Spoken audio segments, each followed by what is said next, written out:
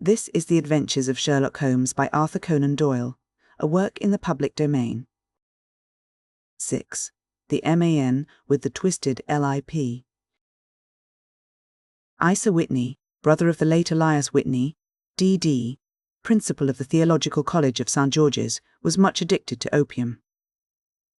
The habit grew upon him, as I understand, from some foolish freak when he was at college, for having read De Quincey's description of his dreams and sensations, he had drenched his tobacco with laudanum in an attempt to produce the same effects. He found, as so many more have done, that the practice is easier to attain than to get rid of, and for many years he continued to be a slave to the drug, an object of mingled horror and pity to his friends and relatives. I can see him now, with yellow, pasty face, drooping lids, and pinpoint pupils, all huddled in a chair, the wreck and ruin of a noble man. One night, it was in June, 89. There came a ring to my bell, about the hour when a man gives his first yawn and glances at the clock. I sat up in my chair, and my wife laid her needlework down in her lap and made a little face of disappointment. "A patient," said she. "You'll have to go out," I groaned, for I was newly come back from a weary day. We heard the door open, a few hurried words, and then quick steps upon the linoleum. Our own door flew open, and a lady, clad in some dark-coloured stuff with a black veil, entered the room. "You will excuse my calling so late," she began, and then, suddenly losing her self-control, she ran forward, threw her arms about my wife's neck, and sobbed upon her shoulder. "Oh, I'm in such trouble," she cried. "I do so want a little help." "Why," said my wife, pulling up her veil, "it is Kate Whitney." "How you startled me, Kate. I had not an idea who you were when you came in." "I didn't know what to do, so I came straight to you." That was always the way. Folk who were in grief came to my wife like birds to a lighthouse. "It was very sweet of you to come. Now, you must have some wine and water, and sit here comfortably and tell us all about it, or should you rather that I sent James off to bed?" "Oh, no, no. I want the doctor's advice and help too. It's about Isa. He has not been home for 2 days. I am so frightened about him." It was not the first time that she had spoken to us of her husband's trouble, to me as a doctor, to my wife as an old friend and school companion. We soothed and comforted her by such words as we could find. Did she know where her husband was? Was it possible that we could bring him back to her? It seems that it was.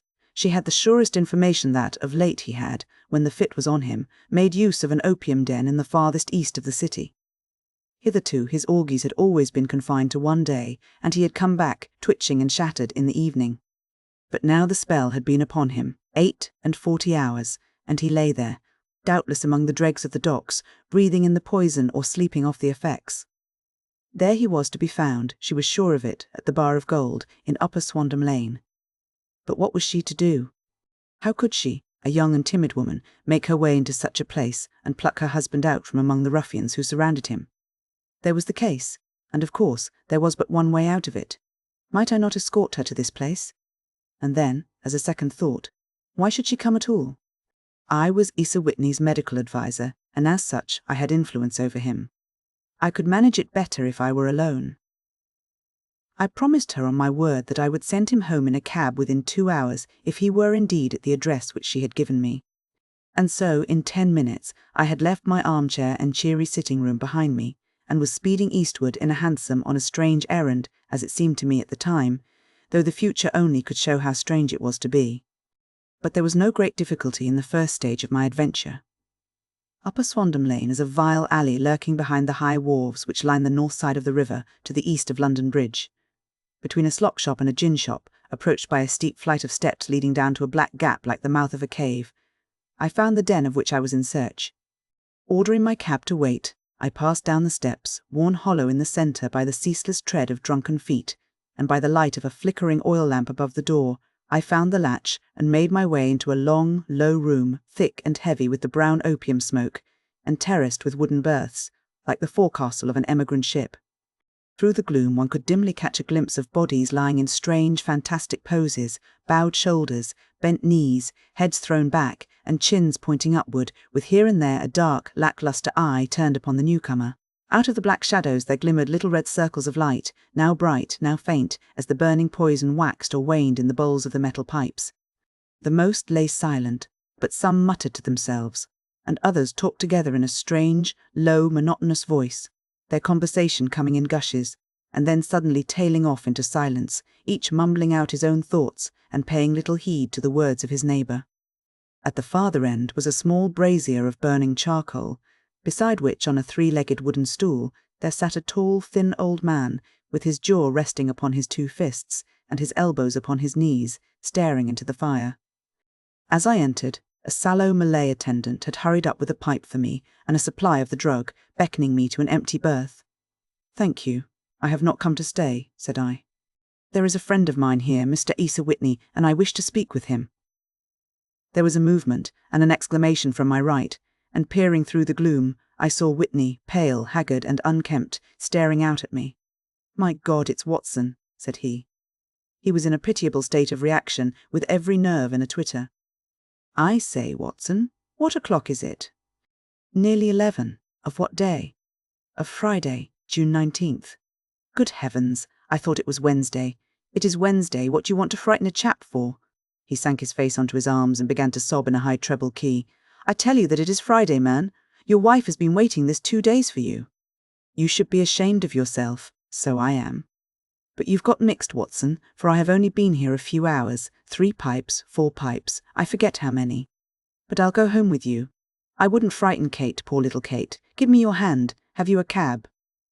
"Yes, I have one waiting." "Then I shall go in it."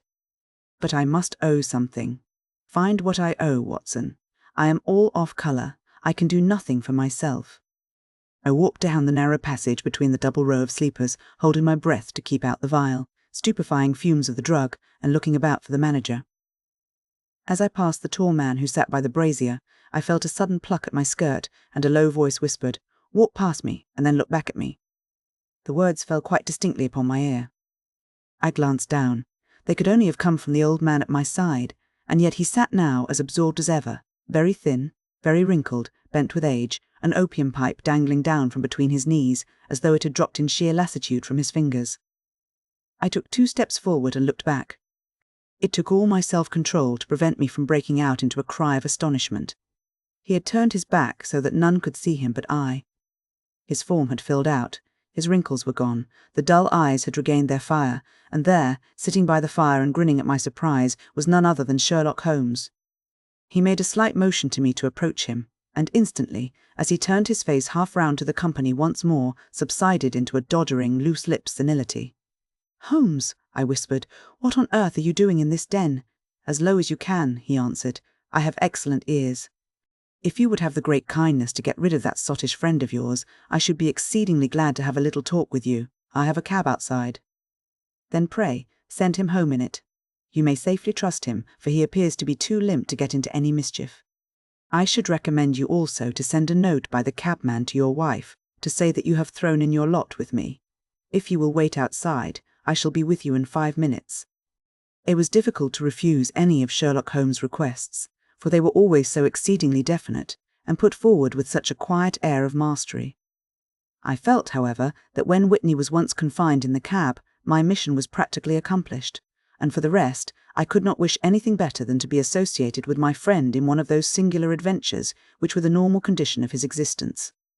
In a few minutes I had written my note, paid Whitney's bill, let him out to the cab, and seen him driven through the darkness. In a very short time a decrepit figure had emerged from the opium den, and I was walking down the street with Sherlock Holmes. For 2 streets he shuffled along with a bent back and an uncertain foot. Then, glancing quickly round, he straightened himself out and burst into a hearty fit of laughter. "I suppose, Watson," said he, "that you imagine that I have added opium smoking to cocaine injections and all the other little weaknesses on which you have favoured me with your medical views.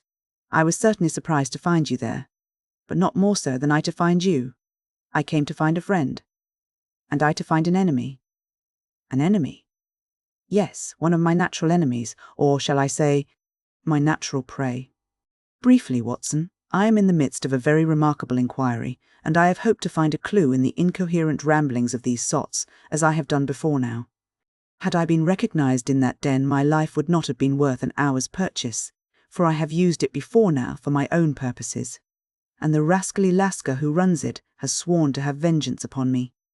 There is a trap-door at the back of that building, near the corner of Paul's Wharf, which could tell some strange tales of what has passed through it upon the moonless nights. What, you do not mean bodies?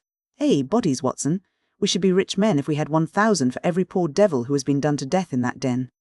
It is the vilest murder trap on the whole riverside, and I fear that Neville St. Clair has entered it never to leave it more. But our trap should be here. He put his 2 forefingers between his teeth and whistled shrilly, a signal which was answered by a similar whistle from the distance, followed shortly by the rattle of wheels and the clink of horses' hoofs. "Now, Watson," said Holmes, as a tall dog-cart dashed up through the gloom, throwing out 2 golden tunnels of yellow light from its side lanterns.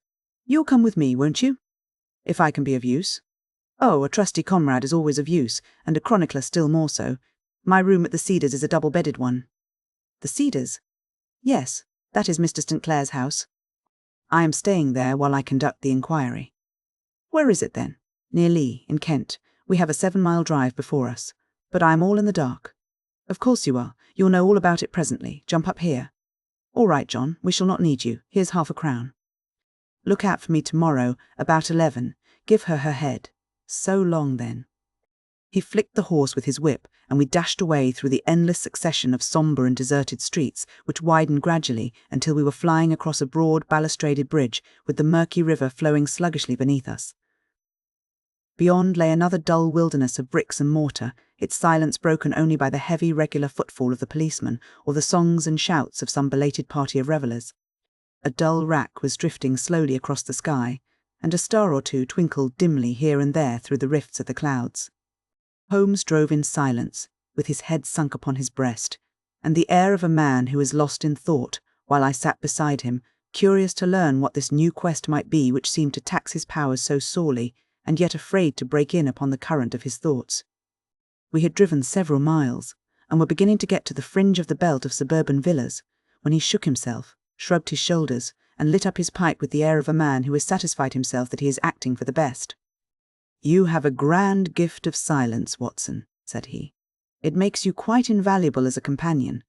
'Pon my word, it is a great thing for me to have someone to talk to, for my own thoughts are not over-pleasant. I was wondering what I should say to this dear little woman tonight when she meets me at the door. You forget that I know nothing about it. I shall just have time to tell you the facts of the case before we get to Lee. It seems absurdly simple, and yet, somehow, I can get nothing to go upon.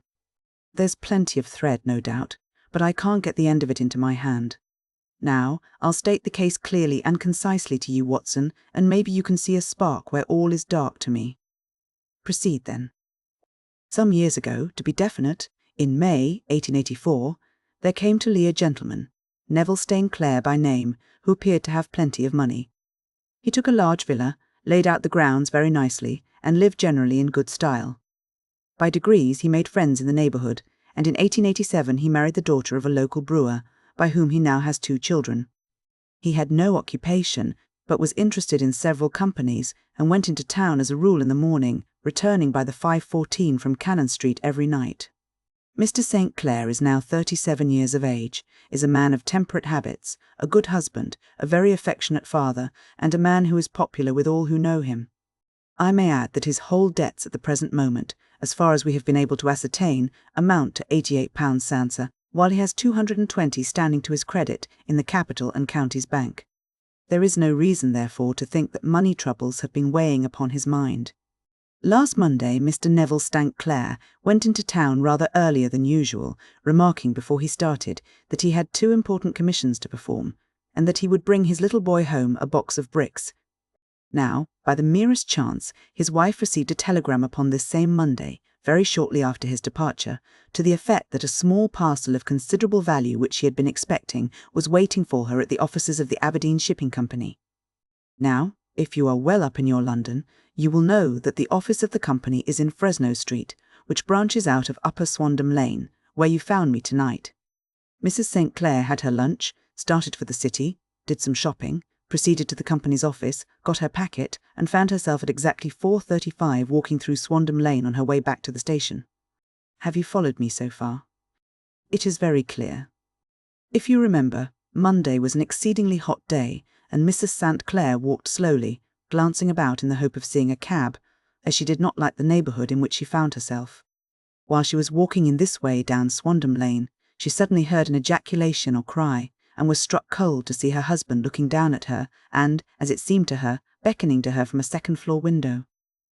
The window was open, and she distinctly saw his face, which she describes as being terribly agitated. He waved his hands frantically to her, and then vanished from the window so suddenly that it seemed to her that he had been plucked back by some irresistible force from behind. One singular point which struck her quick feminine eye was that although he wore some dark coat, such as he had started to town in, he had on neither collar nor necktie. Convinced that something was amiss with him, she rushed down the steps, for the house was none other than the opium den in which you found me night, and running through the front room she attempted to ascend the stairs which led to the first floor. At the foot of the stairs, however, she met this Lascar scoundrel of whom I have spoken, who thrust her back and, aided by a Dane who acts as assistant there, pushed her out into the street. Filled with the most maddening doubts and fears, she rushed down the lane and, by rare good fortune, met in Fresno Street a number of constables with an inspector, all on their way to their beat. The inspector and 2 men accompanied her back, and in spite of the continued resistance of the proprietor, they made their way to the room in which Mr. St. Clair had last been seen. There was no sign of him there. In fact, in the whole of that floor, there was no one to be found save a crippled wretch of hideous aspect, who, it seems, made his home there. Both he and the Lascar stoutly swore that no one else had been in the front room during the afternoon. So determined was their denial that the inspector was staggered, and had almost come to believe that Mrs. St. Clair had been deluded when, with a cry, she sprang at a small deal box which lay upon the table and tore the lid from it. Out there fell a cascade of children's bricks. It was the toy which he had promised to bring home. This discovery, and the evident confusion which the cripple showed, made the inspector realize that the matter was serious. The rooms were carefully examined, and results all pointed to an abominable crime. The front room was plainly furnished as a sitting room and led into a small bedroom which looked out upon the back of one of the wharves. Between the wharf and the bedroom window is a narrow strip, which is dry at low tide, but is covered at high tide with at least 4½ feet of water. The bedroom window was a broad one and open from below. On examination, traces of blood were to be seen upon the window-sill, and several scattered drops were visible upon the wooden floor of the bedroom. Thrust away behind a curtain in the front room were all the clothes of Mr. Neville St. Clair, with the exception of his coat. His boots, his socks, his hat, and his watch, all were there. There were no signs of violence upon any of these garments, and there were no other traces of Mr. Neville St. Clair. Out of the window he must apparently have gone, for no other exit could be discovered, and the ominous bloodstains upon the sill gave little promise that he could save himself by swimming, for the tide was at its very highest at the moment of the tragedy. And now as to the villains who seemed to be immediately implicated in the matter. The Lascar was known to be a man of the vilest antecedents, but as, by Mrs. St. Clair's story, he was known to have been at the foot of the stair within a very few seconds of her husband's appearance at the window, he could hardly have been more than an accessory to the crime. His defence was one of absolute ignorance, and he protested that he had no knowledge as to the doings of Hugh Boone, his lodger, and that he could not account in any way for the presence of the missing gentleman's clothes. So much for the Lascar manager. Now for the sinister cripple who lives upon the second floor of the opium den, and who was certainly the last human being whose eyes rested upon Neville St. Clair. His name is Hugh Boone, and his hideous face is one which is familiar to every man who goes much to the city. He is a professional beggar, though in order to avoid the police regulations he pretends to a small trade in wax vestas. Some little distance down Threadneedle Street, upon the left-hand side, there is, as you may have remarked, a small angle in the wall.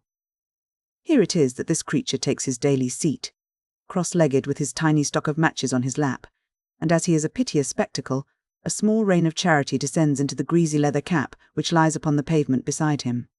I have watched the fellow more than once before ever I thought of making his professional acquaintance, and I have been surprised at the harvest which he has reaped in a short time. His appearance, you see, is so remarkable that no one can pass him without observing him.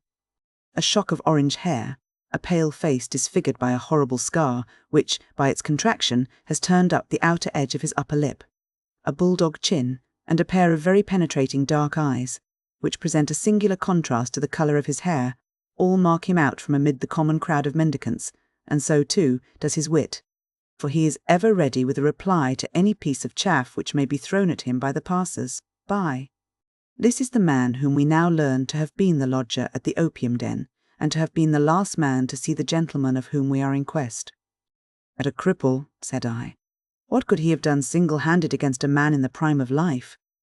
"He is a cripple in the sense that he walks with a limp, but in other respects he appears to be a powerful and well-nurtured man. Surely your medical experience would tell you, Watson, that weakness in one limb is often compensated for by exceptional strength in the others. Pray, continue your narrative." "Mrs. St. Clair had fainted at the sight of the blood upon the window, and she was escorted home in a cab by the police, as her presence could be of no help to them in their investigations." Inspector Barton, who had charge of the case, made a very careful examination of the premises, but without finding anything which threw any light upon the matter.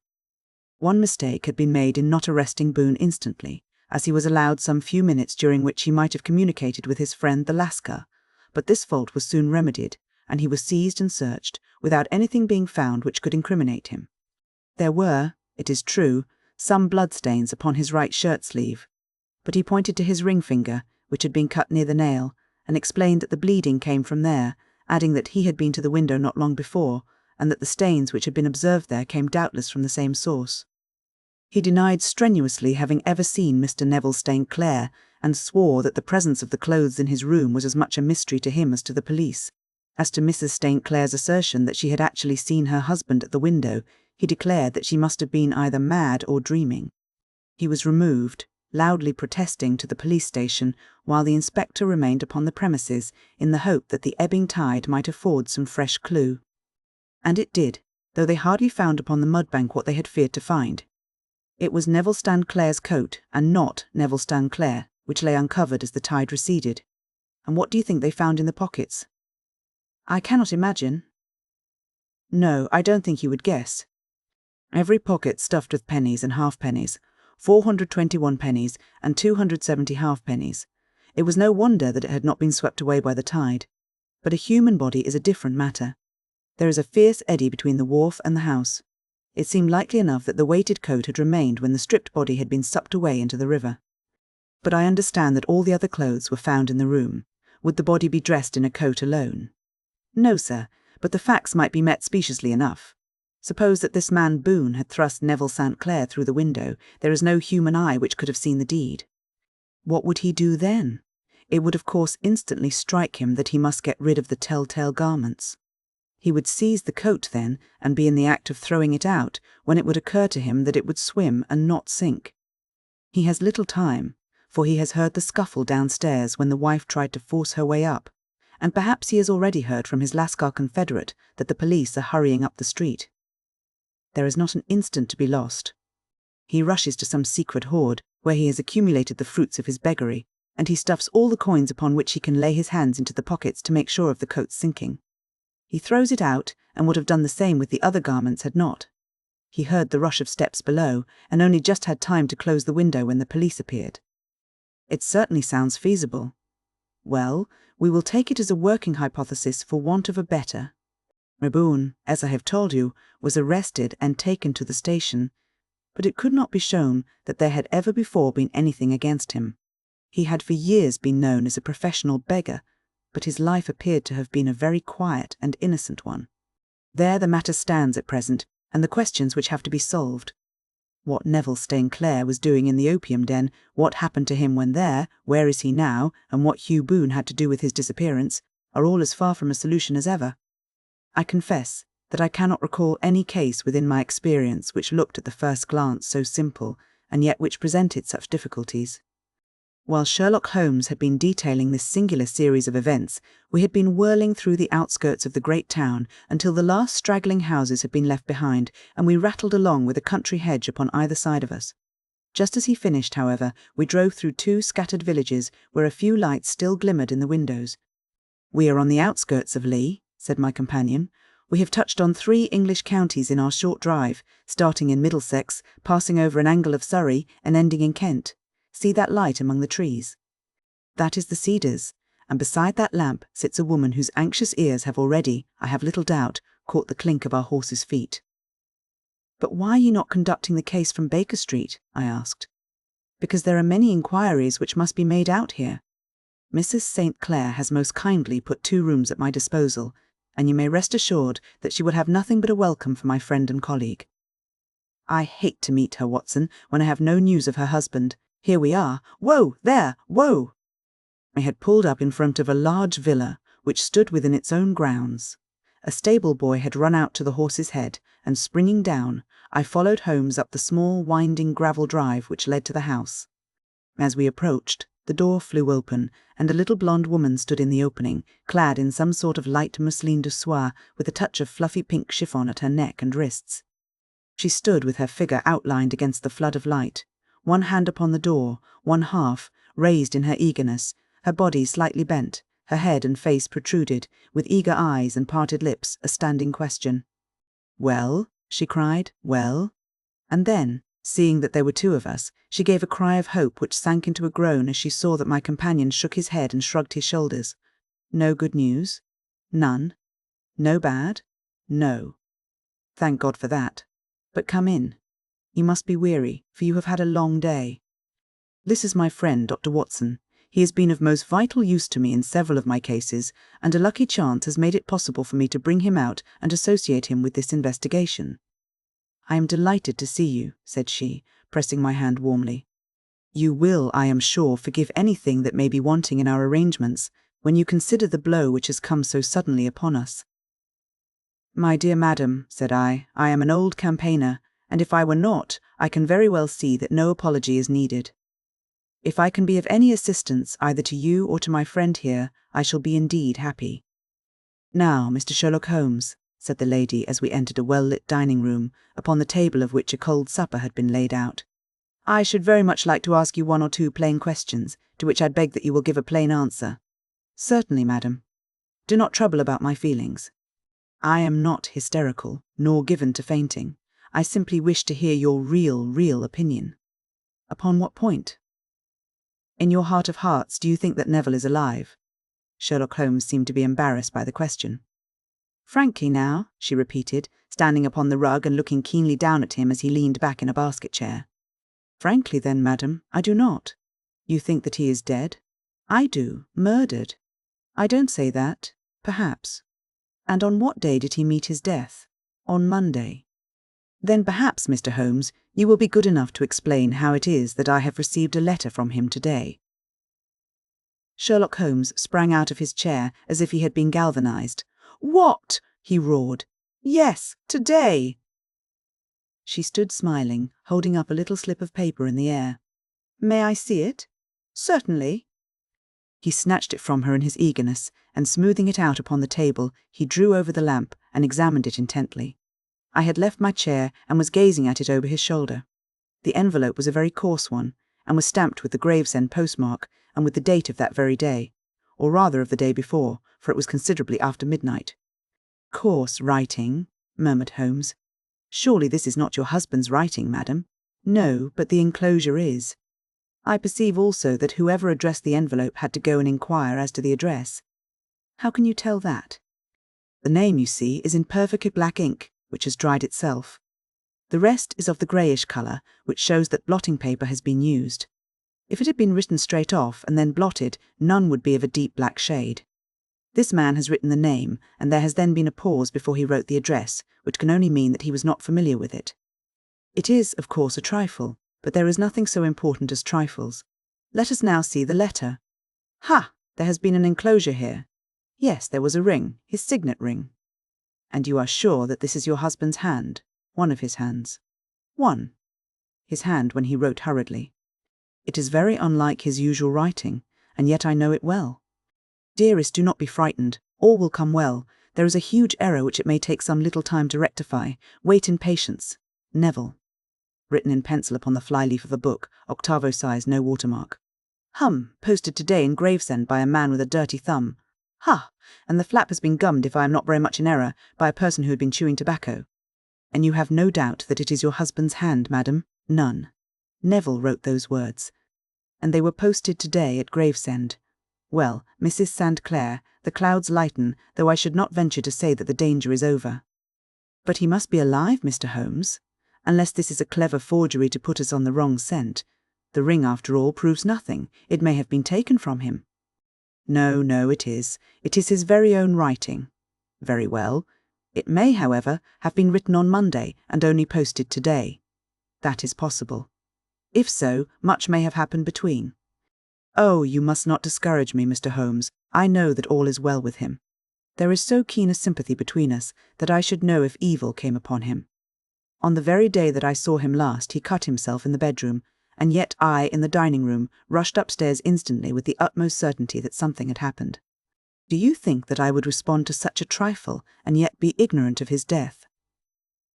I have seen too much not to know that the impression of a woman may be more valuable than the conclusion of an analytical reasoner. And in this letter you certainly have a very strong piece of evidence to corroborate your view. But if your husband is alive and able to write letters, why should he remain away from you? I cannot imagine. It is unthinkable. And on Monday he made no remarks before leaving you? No. And you were surprised to see him in Swandam Lane? Very much so. Was the window open? Yes. Then he might have called to you. He might. He only, as I understand, gave an inarticulate cry? Yes. A call for help, you thought? Yes. He waved his hands. But it might have been a cry of surprise. Astonishment at the unexpected sight of you might cause him to throw up his hands. It is possible. And you thought he was pulled back. He disappeared so suddenly. He might have leaped back. You did not see anyone else in the room. No, but this horrible man confessed to having been there, and the Lascar was at the foot of the stairs. Quite so. Your husband, as far as you could see, had his ordinary clothes on, but without his collar or tie. I distinctly saw his bare throat. Had he ever spoken of Swandam Lane? Never. Had he ever showed any signs of having taken opium? Never. Thank you, Mrs. St. Clair. Those are the principal points about which I wish to be absolutely clear. We shall now have a little supper and then retire, for we may have a very busy day tomorrow. A large and comfortable double-bedded room had been placed at our disposal, and I was quickly between the sheets, for I was weary after my night of adventure.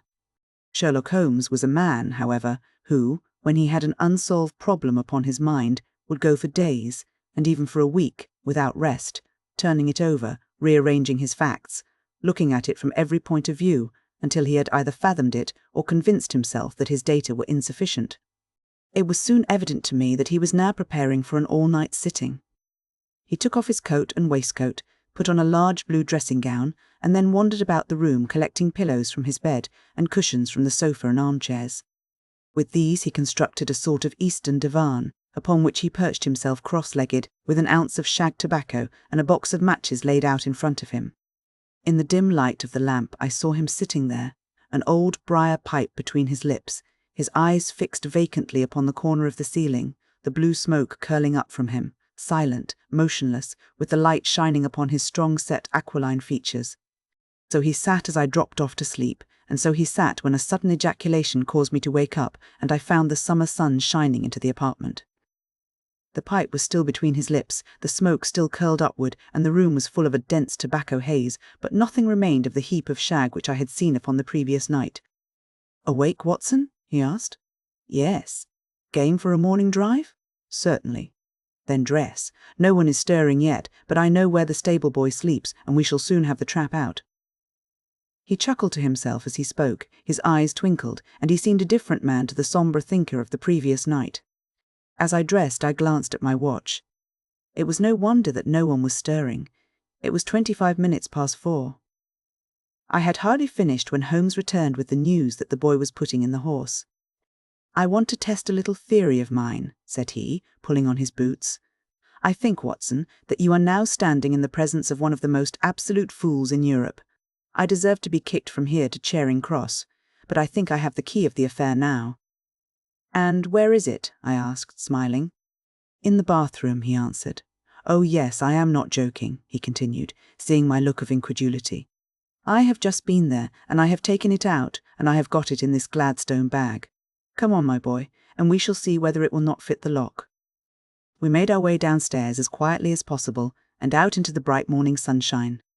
In the road stood our horse and trap, with the half-clad stable boy waiting at the head. We both sprang in, and away we dashed down the London road. A few country carts were stirring, bearing in vegetables to the metropolis, but the lines of villas on either side were as silent and lifeless as some city in a dream.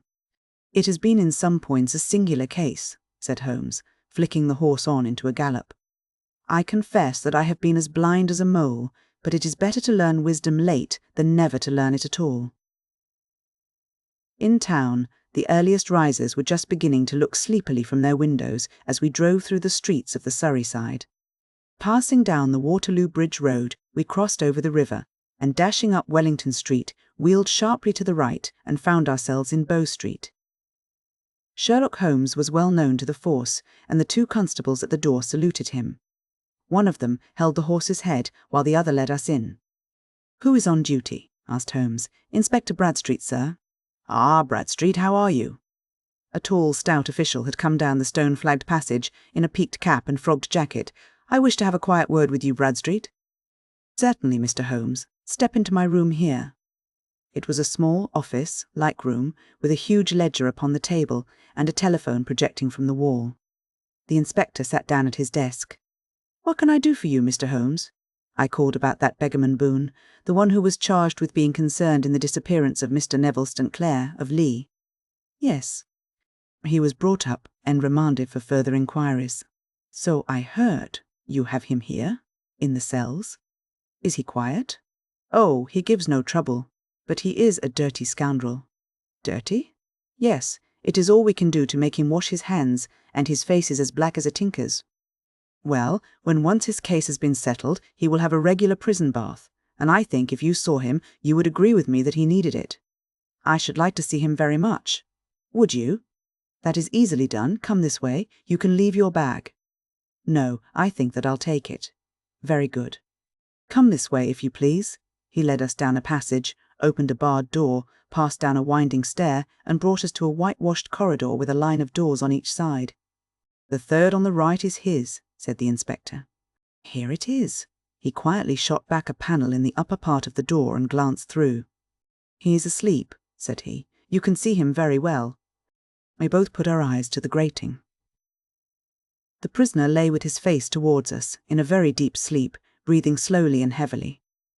He was a middle-sized man, coarsely clad as became his calling, with a coloured shirt protruding through the rent in his tattered coat.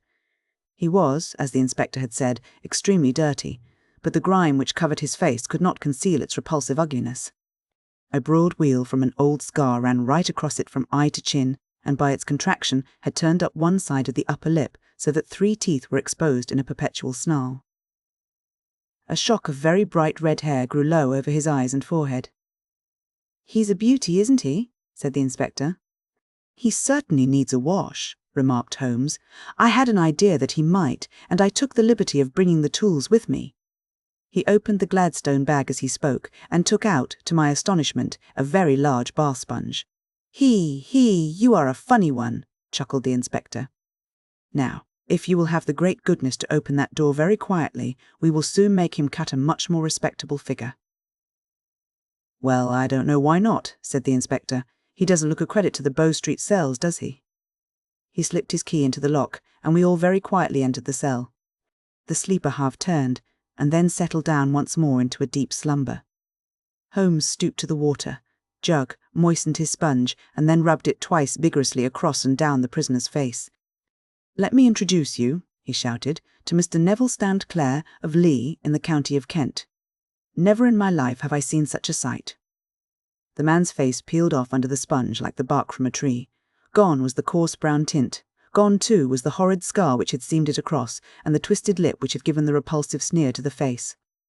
A twitch brought away the tangled red hair, and there, sitting up in his bed, was a pale, sad-faced, refined-looking man, black-haired and smooth-skinned, rubbing his eyes and staring about him with sleepy bewilderment. Then suddenly realizing the exposure, he broke into a scream and threw himself down with his face to the pillow. "Great heavens!" cried the inspector. "It is indeed the missing man." "I know him from the photograph." And the prisoner turned with the reckless air of a man who abandons himself to his destiny. "Be it so," said he. "And pray what am I charged with?" "With making away with Mr. Neville Stant." "Oh, come, you can't be charged with that unless they make a case of attempted suicide of it," said the inspector with a grin. "Well, I have been 27 years in the force, but this really takes the cake.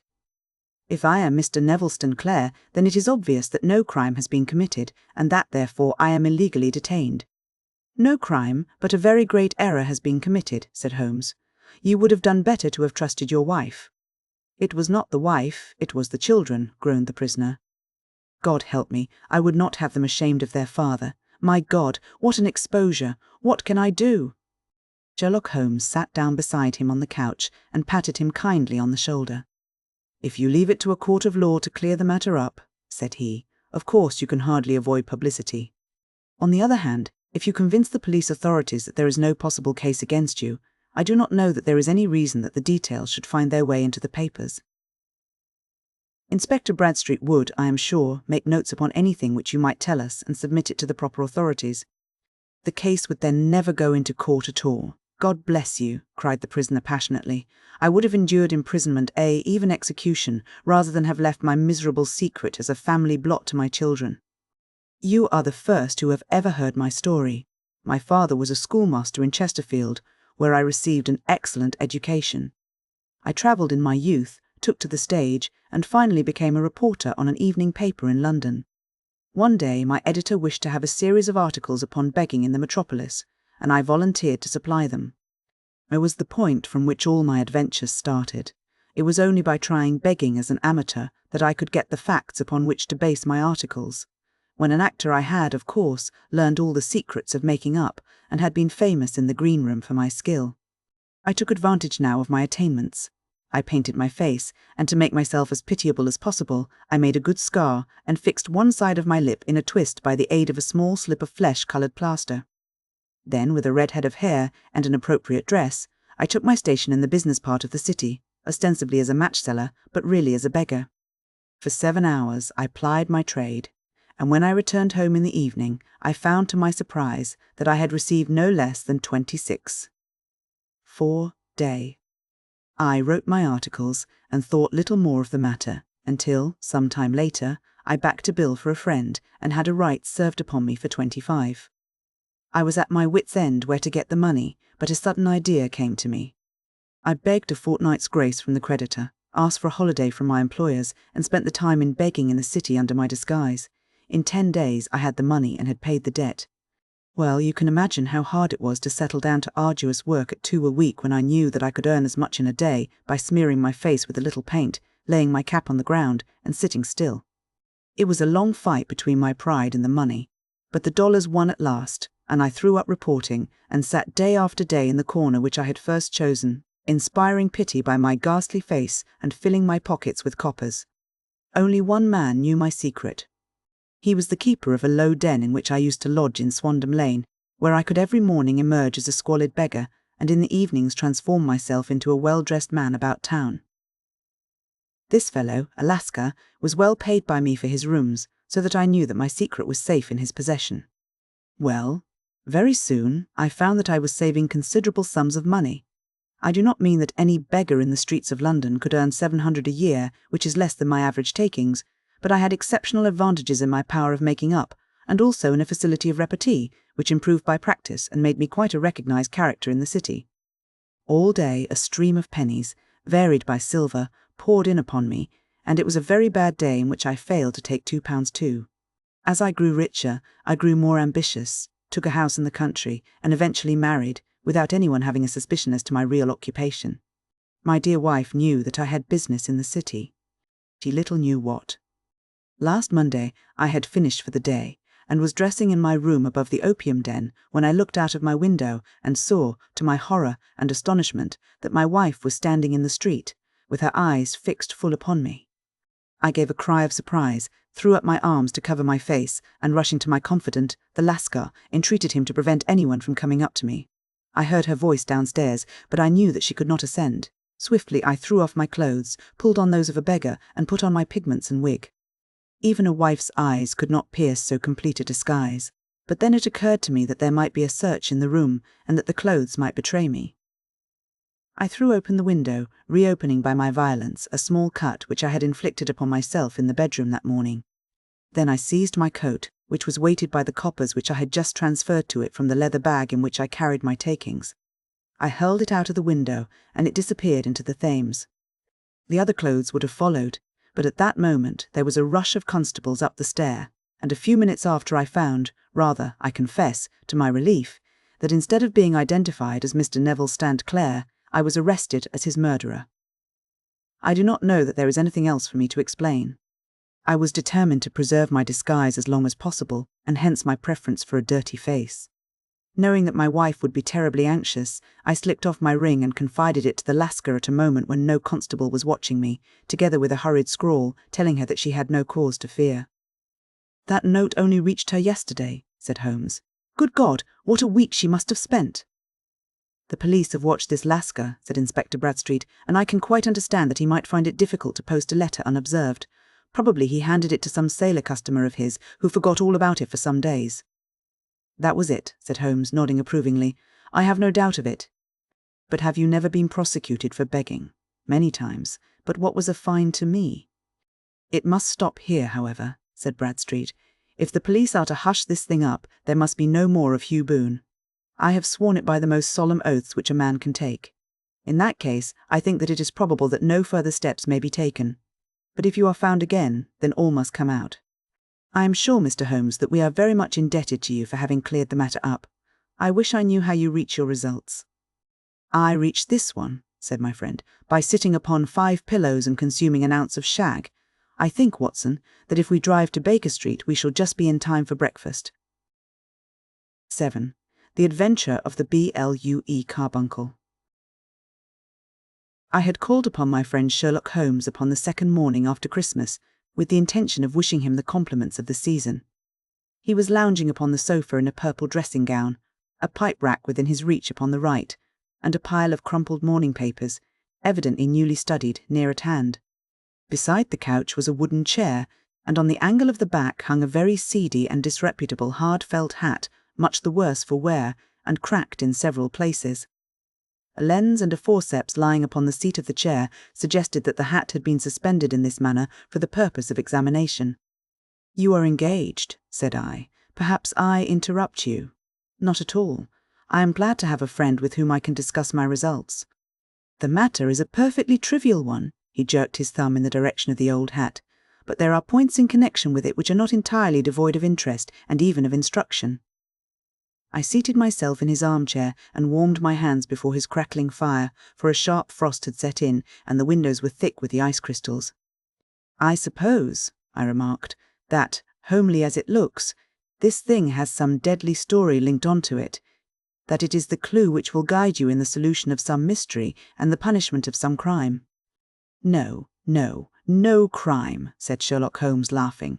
"Only one of those whimsical little incidents which will happen when you have 4 million human beings all jostling each other within the space of a few square miles. Amid the action and reaction of so dense a swarm of humanity, every possible combination of events may be expected to take place, and many a little problem will be presented which may be striking and bizarre without being criminal. We have already had experience of such." "So much so," I remarked, "that of the last 6 cases which I have added to my notes, 3 have been entirely free of any legal crime." "Precisely. You allude to my attempt to recover the Irene Adler papers, to the singular case of Miss Mary Sutherland, and to the adventure of the man with the twisted lip. Well, I have no doubt that this small matter will fall into the same innocent category. You know Peterson, the commissionaire?" "Yes." "It is to him that this trophy belongs." "It is his hat." No, he found it. Its owner is unknown. I beg that you will look upon it not as a battered billycock, but as an intellectual problem, and, first, as to how it came here. It arrived upon Christmas morning in company with a good fat goose, which is, I have no doubt, roasting at this moment in front of Peterson's fire. The facts are these. About 4 o'clock on Christmas morning, Peterson, who, as you know, is a very honest fellow, was returning from some small jollification and was making his way homeward down Tottenham Court Road. In front of him he saw, in the gaslight, a tallish man, walking with a slight stagger and carrying a white goose slung over his shoulder. As he reached the corner of Goodge Street, a row broke out between this stranger and a little knot of roughs. One of the latter knocked off the man's hat, on which he raised his stick to defend himself and, swinging it over his head, smashed the shop window behind him. Peterson had rushed forward to protect the stranger from his assailants, but the man, shocked at having broken the window and seeing an official-looking person in uniform rushing towards him, dropped his goose, took to his heels, and vanished amid the labyrinth of small streets which lie at the back of Tottenham Court Road.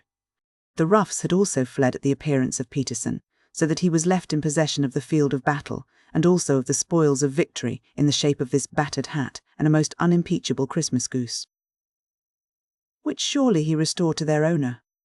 My dear fellow, there lies the problem. It is true that for Mrs. Henry Baker was printed upon a small card which was tied to the bird's left leg, and it is also true that the initials H.B. are legible upon the lining of this hat. But as there are some thousands of Bakers and some hundreds of Henry Bakers in this city of ours, it is not easy to restore lost property to any one of them. What, then, did Peterson do? He brought round both hat and goose to me on Christmas morning, knowing that even the smallest problems are of interest to me. The goose we retained until this morning, when there were signs that, in spite of the slight frost, it would be well that it should be eaten without unnecessary delay. Its finder has carried it off, therefore, to fulfil the ultimate destiny of a goose, while I continue to retain the hat of the unknown gentleman who lost his Christmas dinner. Did he not advertise? No. Then, what clue could you have as to his identity? Only as much as we can deduce from his hat, precisely. But you are joking. What can you gather from this old battered felt? Here is my lens. You know my methods. What can you gather yourself as to the individuality of the man who has worn this article? I took the tattered object in my hands and turned it over rather ruefully. It was a very ordinary black hat of the usual round shape, hard and much the worse for wear. The lining had been of red silk, but was a good deal discoloured. There was no maker's name, but, as Holmes had remarked, the initials H.B. were scrawled upon one side. It was pierced in the brim for a hat securer, but the elastic was missing. For the rest, it was cracked, exceedingly dusty, and spotted in several places, although there seemed to have been some attempt to hide the discoloured patches by smearing them with ink. "I can see nothing," said I, handing it back to my friend. "On the contrary, Watson, you can see everything. You fail, however, to reason from what you see. You are too timid in drawing your inferences. Then, pray, tell me what it is that you can infer from this hat." He picked it up and gazed at it in the peculiar introspective fashion which was characteristic of him. "It is perhaps less suggestive than it might have been," he remarked, "and yet there are a few inferences which are very distinct, and a few others which represent at least a strong balance of probability. That the man was highly intellectual is of course obvious upon the face of it, and also that he was fairly well-to-do within the last 3 years, although he has now fallen upon evil days.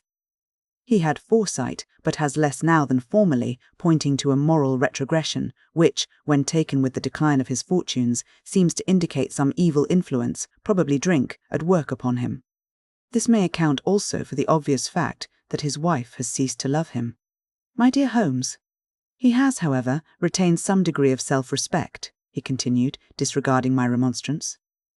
"He is a man who leads a sedentary life, goes out little, is out of training entirely, is middle-aged, has grizzled hair, which he has had cut within the last few days, and which he anoints with lime cream.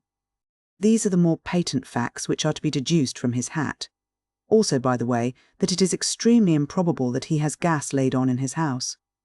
"You are certainly joking, Holmes." "Not in the least." "Is it possible that even now, when I give you these results, you are unable to see how they are attained?" "I have no doubt that I am very stupid, but I must confess that I am unable to follow you. For example, how did you deduce that this man was intellectual?" For answer, Holmes clapped the hat upon his head. It came right over the forehead and settled upon the bridge of his nose. "It is a question of cubic capacity," said he. "A man with so large a brain must have something in it." "The decline of his fortunes, then?" "This hat is 3 years old.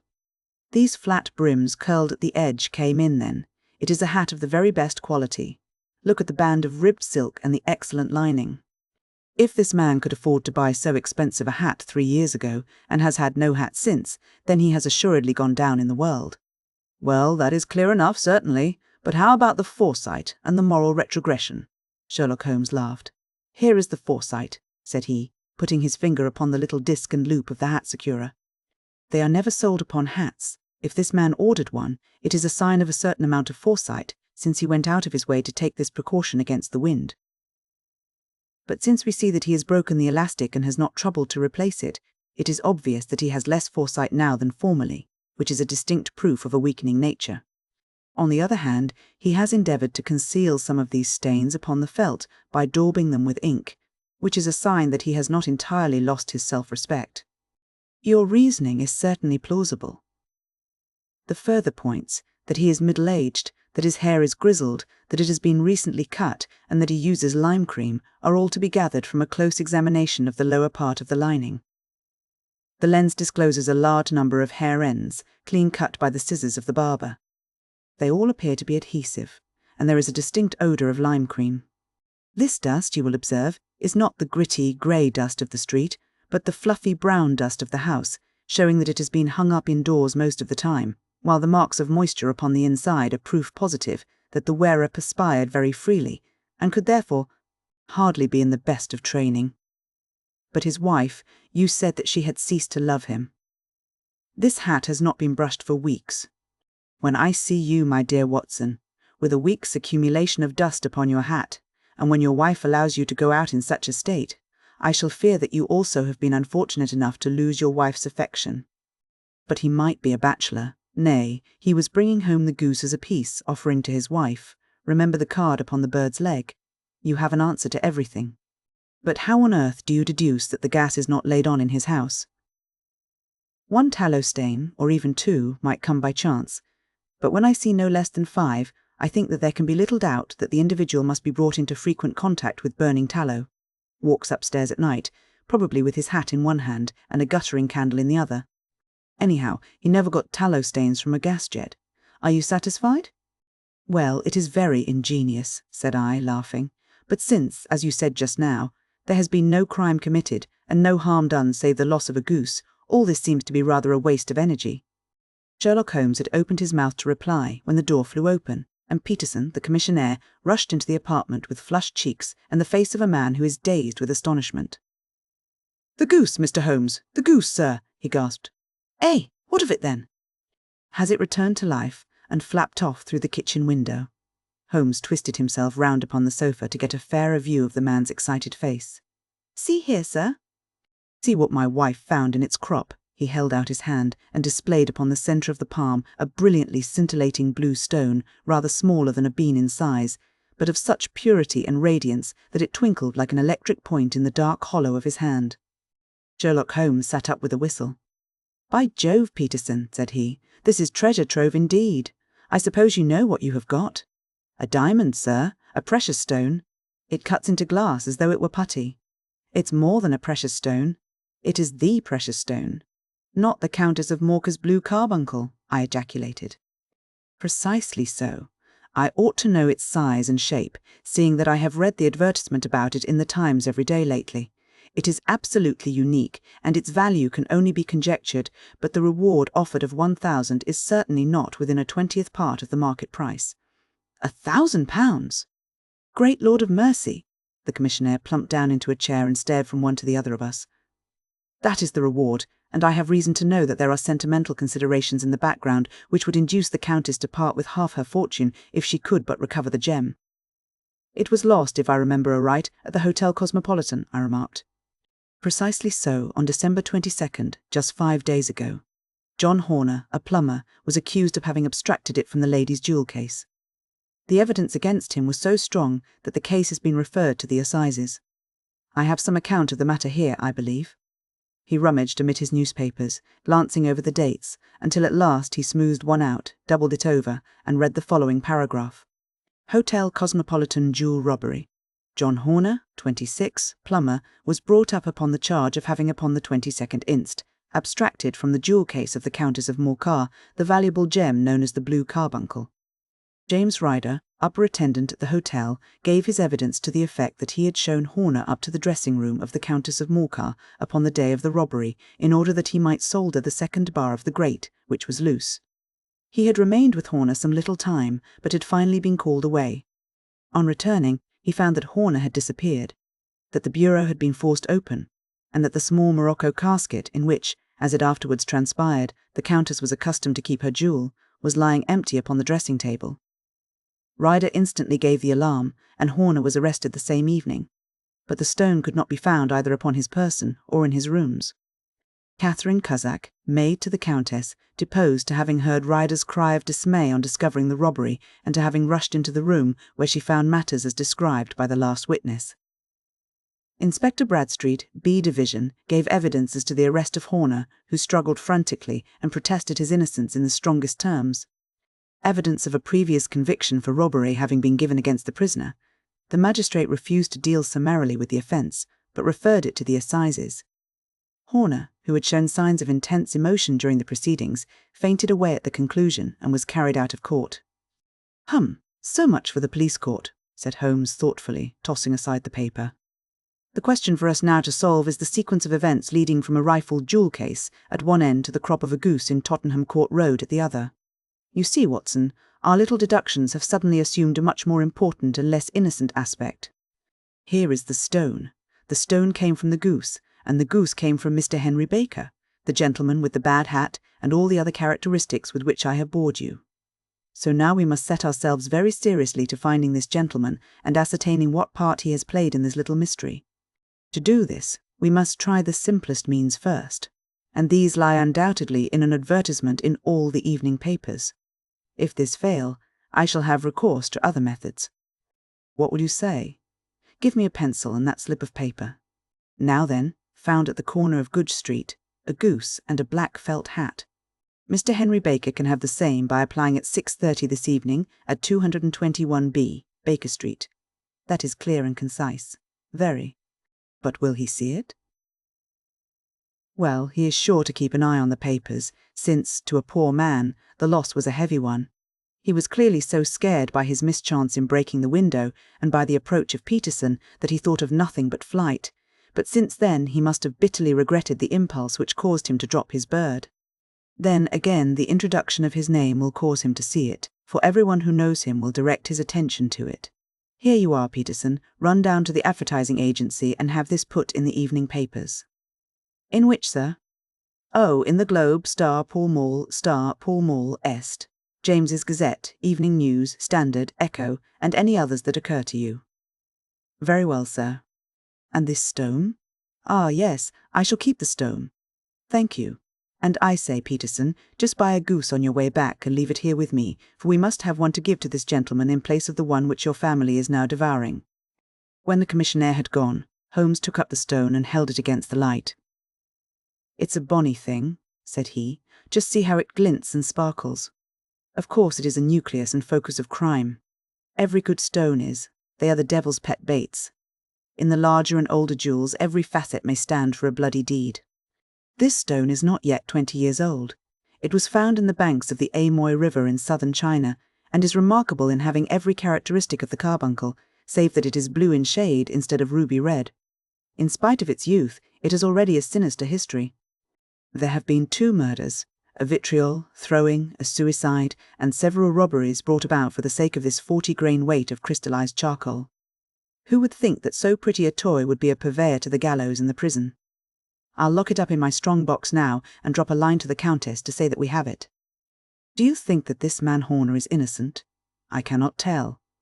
Well then, do you imagine that this other one, Henry Baker, had anything to do with the matter? It is, I think, much more likely that Henry Baker is an absolutely innocent man, who had no idea that the bird which he was carrying was of considerably more value than if it were made of solid gold. That, however, I shall determine by a very simple test if we have an answer to our advertisement. And you can do nothing until then. Nothing. In that case, I shall continue my professional round.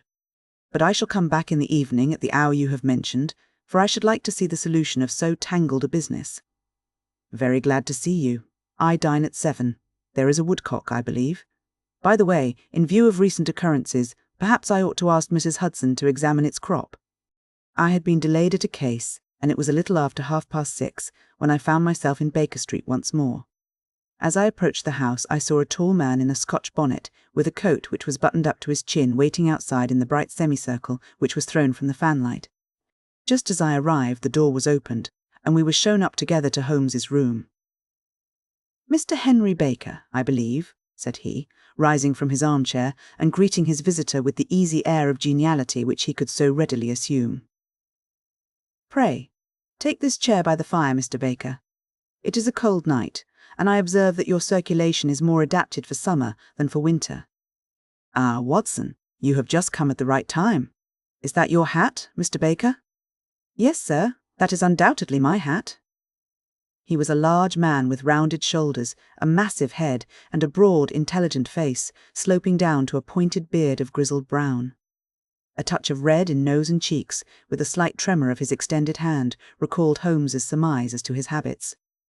His rusty black frock coat was buttoned right up in front, with the collar turned up, and his lank wrists protruded from his sleeves without a sign of cuff or shirt. He spoke in a slow staccato fashion, choosing his words with care, and gave the impression generally of a man of learning and letters who had had ill usage at the hands of fortune. "We have retained these things for some days," said Holmes, "because we expected to see an advertisement from you giving your address. I am at a loss to know now why you did not advertise." Our visitor gave a rather shamefaced laugh. "Shillings have not been so plentiful with me as they once were," he remarked. I had no doubt that the gang of roughs who assaulted me had carried off both my hat and the bird. I did not care to spend more money in a hopeless attempt at recovering them. Very naturally. By the way, about the bird, we were compelled to eat it. To eat? Our visitor half rose from his chair in his excitement. Yes, it would have been of no use to anyone had we not done so. But I presume that this other goose upon the sideboard, which is about the same weight and perfectly fresh, will answer your purpose equally well. "Oh, certainly, certainly," answered Mr. Baker with a sigh of relief. "Of course, we still have the feathers, legs, crop, and so on of your own bird, so if you wish—" The man burst into a hearty laugh. "They might be useful to me as relics of my adventure," said he. "But beyond that I can hardly see what use the disjecta membra of my late acquaintance are going to be to me.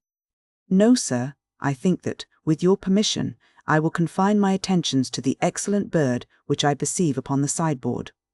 Sherlock Holmes glanced sharply across at me with a slight shrug of his shoulders. "There is your hat, then, and there your bird," said he. "By the way, would it bore you to tell me where you got the other one from? I am somewhat of a fowl fancier, and I have seldom seen a better grown goose." "Certainly, sir," said Baker, who had risen and tucked his newly gained property under his arm.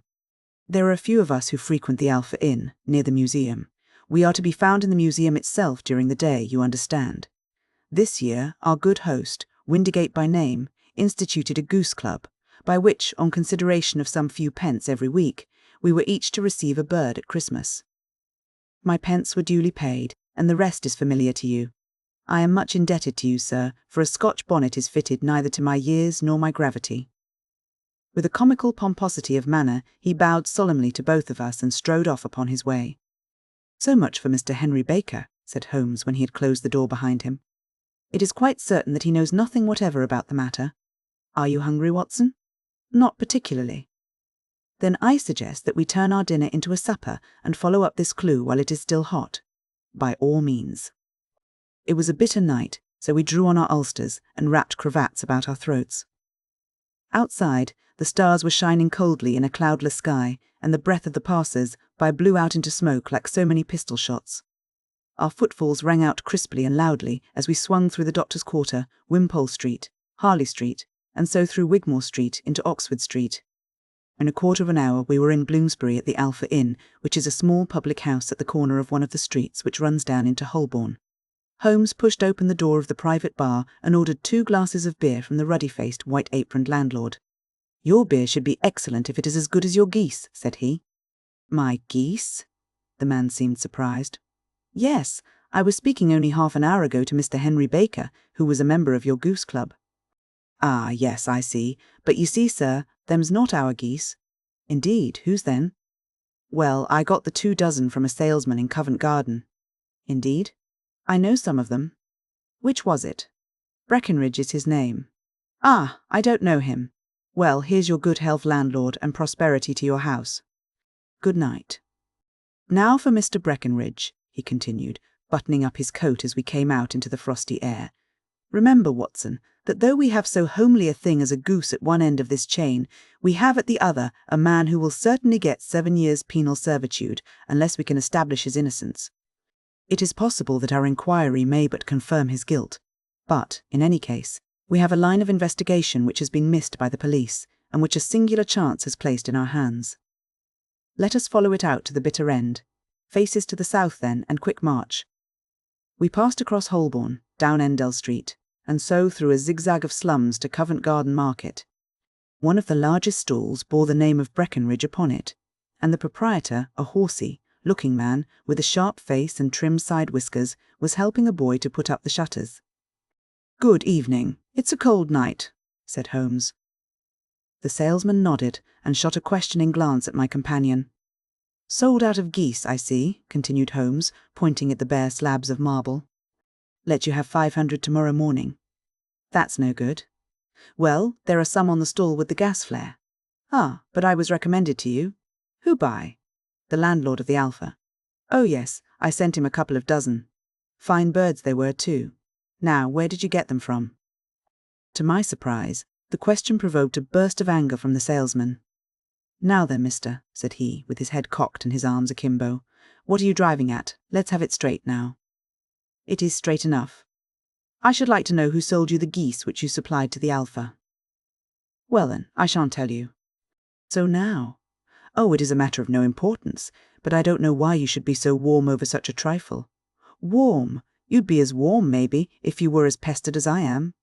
When I pay good money for a good article, there should be an end of the business, but it's where are the geese, and who did you sell the geese to, and what will you take for the geese?" One would think they were the only geese in the world, to hear the fuss that is made over them. "Well, I have no connection with any other people who have been making inquiries," said Holmes carelessly. "If you won't tell us the bet is off, that is all, but I'm always ready to back my opinion on a matter of fowls, and I have a fiver on it that the bird I ate is country bred." "Well then, you've lost your fiver, for it's town bred," snapped the salesman. "It's nothing of the kind. I say it is. I don't believe it. Do you think you know more about fowls than I, who have handled them ever since I was a nipper? I tell you, all those birds that went to the Alpha were town bred.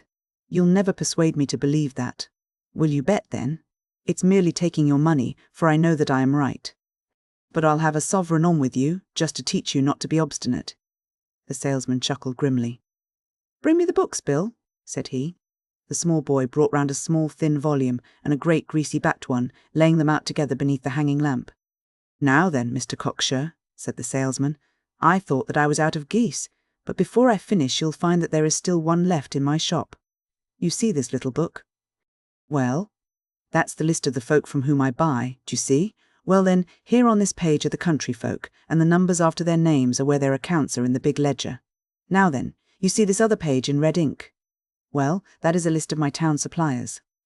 Now, look at that third name. Just read it out to me. Mrs. Oakshott, 117, Brixton Road, 249, read Holmes. Quite so. Now turn that up in the ledger. Holmes turned to the page indicated. Here you are, Mrs. Oakshott, 117, Brixton Road, egg and poultry supplier. Now then, what's the last entry? December 22nd. 24 geese at 7 saws. 6d. Quite so. There you are. And underneath, sold to Mr. Windigate of the Alpha at 12 sas. What have you to say now? Sherlock Holmes looked deeply chagrined. He drew a sovereign from his pocket and threw it down upon the slab, turning away with the air of a man whose disgust is too deep for words. A few yards off he stopped under a lamp-post and laughed in the hearty, noiseless fashion which was peculiar to him. When you see a man with whiskers of that cut, and the pink un protruding out of his pocket, you can always draw him by a bet, said he. I dare say that if I had put 100 down in front of him, that man would not have given me such complete information as was drawn from him by the idea that he was doing me on a wager. Well, Watson, we are, I fancy, nearing the end of our quest, and the only point which remains to be determined is whether we should go on to this Mrs. Oakshott tonight, or whether we should reserve it for tomorrow. It is clear from what that surly fellow said that there are others besides ourselves who are anxious about the matter, and I should— His remarks were suddenly cut short by a loud hubbub which broke out from the stall which we had just left. Turning round, we saw a little rat-faced fellow standing in the centre of the circle of yellow light which was thrown by the swinging lamp, while Breckenridge, the salesman, framed in the door of his stall, was shaking his fists fiercely at the cringing figure. "I've had enough of you and your geese," he shouted. "I wish you were all at the devil together. If you come pestering me any more with your silly talk, I'll set the dog at you. You bring Mrs. Oakshott here and I'll answer her, but what have you to do with it?" "Did I buy the geese off you?" "No, but one of them was mine all the same," whined the little man. "Well then, ask Mrs. Oakshott for it." "She told me to ask you." Well, you can ask the King of Prussia for all I care. I've had enough of it. Get out of this. He rushed fiercely forward, and the inquirer flitted away into the darkness. Ha! This may save us a visit to Brixton Road, whispered Holmes. Come with me, and we will see what is to be made of this fellow.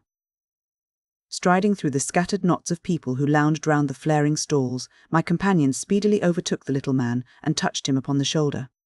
He sprang round, and I could see in the gaslight that every vestige of colour had been driven from his face. "Who are you, then? What do you want?" he asked in a quavering voice. "You will excuse me," said Holmes blandly, "but I could not help overhearing the questions which you put to the salesman just now. I think that I could be of assistance to you." "You? Who are you? How could you know anything of the matter?" "My name is Sherlock Holmes. It is my business to know what other people don't know." "But you can know nothing of this?" "Excuse me, I know everything of it. You are endeavouring to trace some geese which were sold by Mrs. Oakshott, of Brixton Road, to a salesman named Breckenridge, by him in turn to Mr. Windigate, of the Alpha, and by him to his club, of which Mr. Henry Baker is a member." "Oh, sir, you are the very man whom I have longed to meet," cried the little fellow with outstretched hands and quivering fingers. "I can hardly explain to you how interested I am in this matter." Sherlock Holmes hailed a four-wheeler which was passing. "In that case we had better discuss it in a cosy room rather than in this wind-swept marketplace," said he. "But pray tell me, before we go farther, who it is that I have the pleasure of assisting." The man hesitated for an instant. "My name is John Robinson," he answered with a sidelong glance. "No, no, the real name," said Holmes sweetly. "It is always awkward doing business with an alias." A flush sprang to the white cheeks of the stranger. "Well then," said he, "my real name is James Ryder." "Precisely so. Head attendant at the Hotel Cosmopolitan." "Pray step into the cab, and I shall soon be able to tell you everything which you would wish to know." The little man stood glancing from one to the other of us, with half-frightened, half-hopeful eyes, as one who is not sure whether he is on the verge of a windfall or of a catastrophe. Then he stepped into the cab, and in half an hour we were back in the sitting-room at Baker Street. Nothing had been said during our drive, but the high, thin breathing of our new companion, and the claspings and unclaspings of his hands spoke of the nervous tension within him. "Here we are," said Holmes cheerily as we filed into the room. "The fire looks very seasonable in this weather. You look cold, Mr. Ryder." "Pray take the basket chair. I will just put on my slippers before we settle this little matter of yours. Now then, you want to know what became of those geese?" "Yes, sir. Or rather, I fancy of that goose. It was one bird, I imagine, in which you were interested, white, with a black bar across the tail." Ryder quivered with emotion. "Oh, sir," he cried, "can you tell me where it went to? It came here." "Here?" "Yes, and a most remarkable bird it proved. I don't wonder that you should take an interest in it. It laid an egg after it was dead, the bonniest, brightest little blue egg that ever was seen. I have it here in my museum." Our visitor staggered to his feet and clutched the mantelpiece with his right hand. Holmes unlocked his strong-box and held up the blue carbuncle, which shone out like a star, with a cold, brilliant, many-pointed radiance. Ryder stood glaring with a drawn face, uncertain whether to claim or to disown it. "The game's up, Ryder," said Holmes quietly. "Hold up, man, or you'll be into the fire. Give him an arm back into his chair, Watson. He's not got blood enough to go in for felony with impunity. Give him a dash of brandy. So. Now he looks a little more human. What a shrimp it is, to be sure." For a moment he had staggered and nearly fallen, but the brandy brought a tinge of colour into his cheeks, and he sat staring with frightened eyes at his accuser. "I have almost every link in my hands, and all the proofs which I could possibly need, so there is little which you need tell me. Still, that little may as well be cleared up to make the case complete. You had heard, Ryder, of this blue stone of the Countess of Morcar's?" "It was Catherine Cusack who told me of it," said he in a crackling voice. "I see, her ladyship's waiting-maid.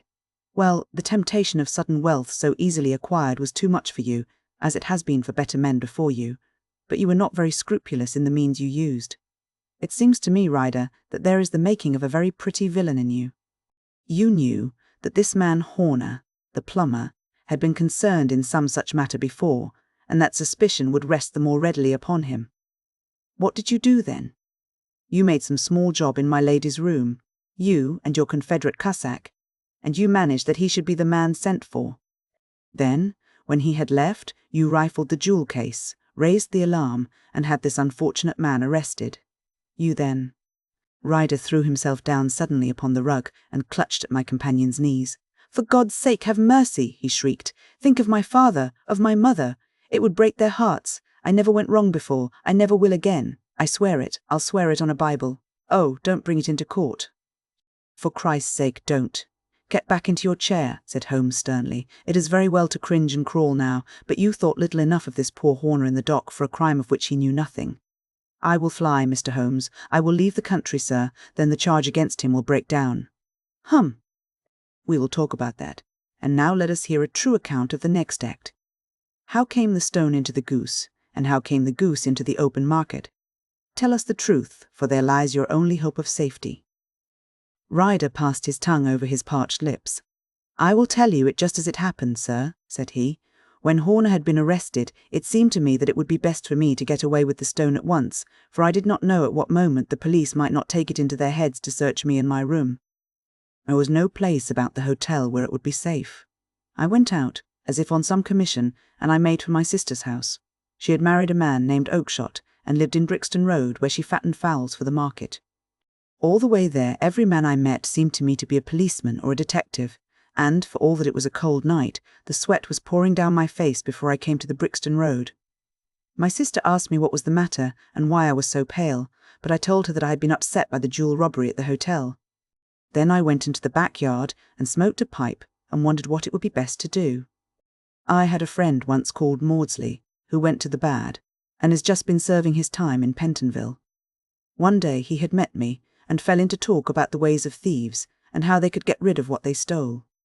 I knew that he would be true to me, for I knew one or two things about him, so I made up my mind to go right on to Kilburn, where he lived, and take him into my confidence. He would show me how to turn the stone into money, but how to get to him in safety. I thought of the agonies I had gone through in coming from the hotel. I might at any moment be seized and searched, and there would be the stone in my waistcoat pocket. I was leaning against the wall at the time, and looking at the geese which were waddling about round my feet, and suddenly an idea came into my head which showed me how I could beat the best detective that ever lived. My sister had told me some weeks before that I might have the pick of her geese for a Christmas present, and I knew that she was always as good as her word.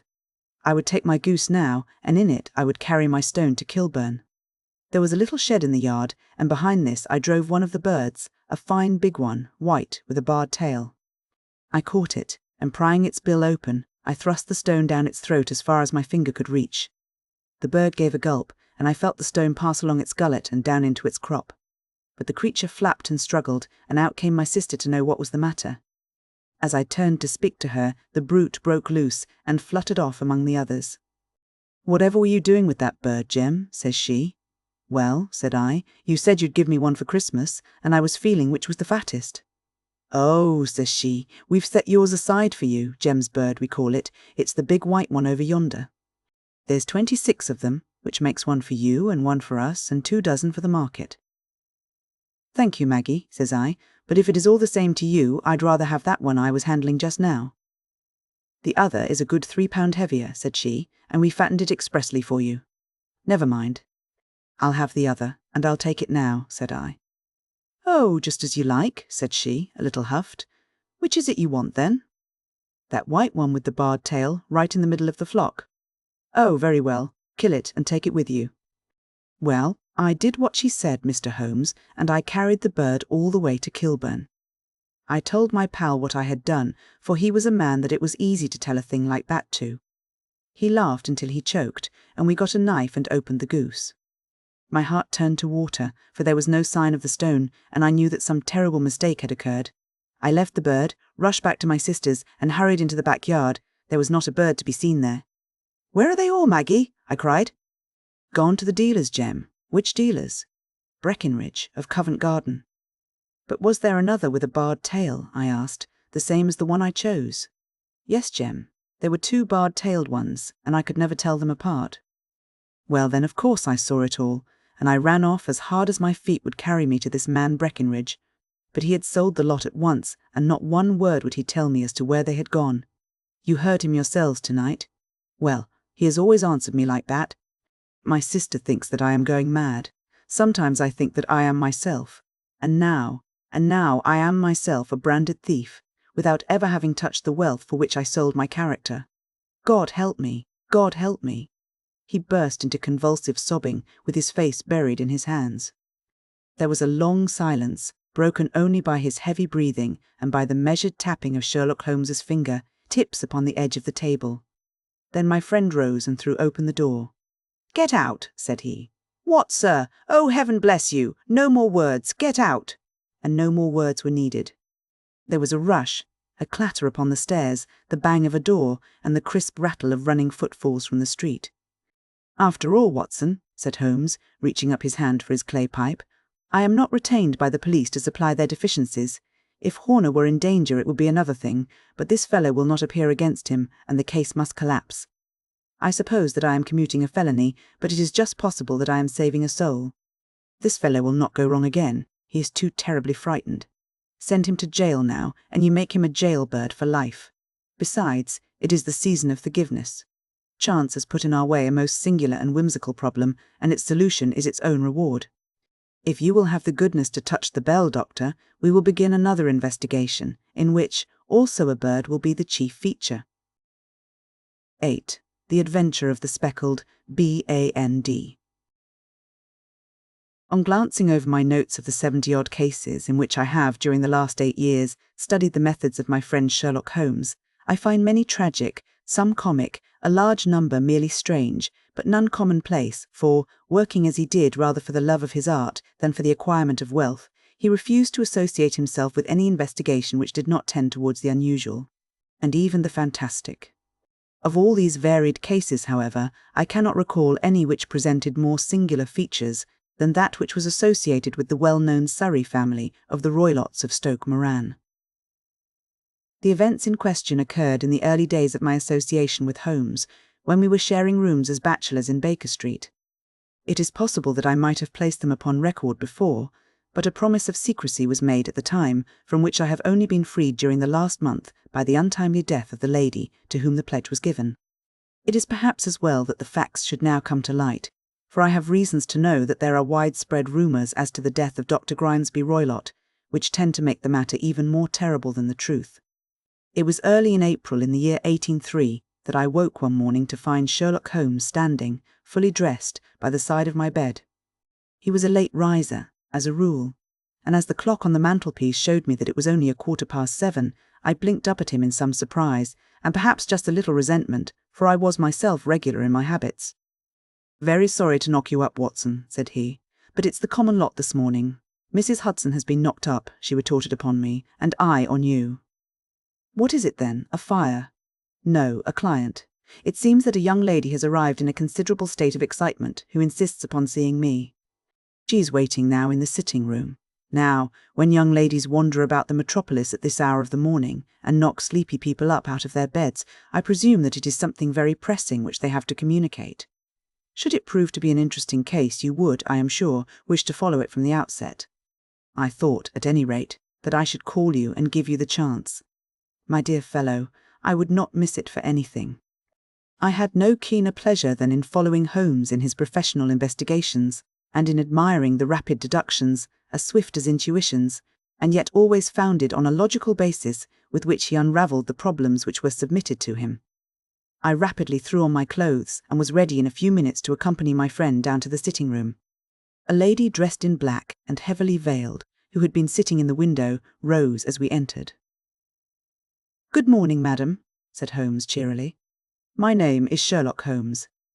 This is my intimate friend and associate, Dr. Watson, before whom you can speak as freely as before myself." "Ha! I am glad to see that Mrs. Hudson has had the good sense to light the fire. Pray draw up to it, and I shall order you a cup of hot coffee, for I observe that you are shivering."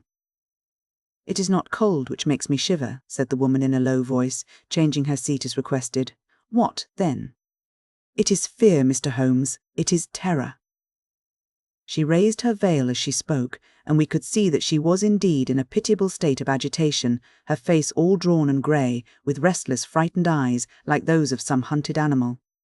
Her features and figure were those of a woman of 30, but her hair was shot with premature grey, and her expression was weary and haggard. Sherlock Holmes ran her over with one of his quick, all-comprehensive glances. "You must not fear," said he soothingly, bending forward and patting her forearm. "We shall soon set matters right, I have no doubt. You have come in by train this morning, I see. You know me, then?" "No, but I observed the second half of a return ticket in the palm of your left glove. You must have started early, and yet you had a good drive in a dog-cart along heavy roads before you reached the station." The lady gave a violent start and stared in bewilderment at my companion. "There is no mystery, my dear madam," said he, smiling. "The left arm of your jacket is spattered with mud in no less than 7 places. The marks are perfectly fresh.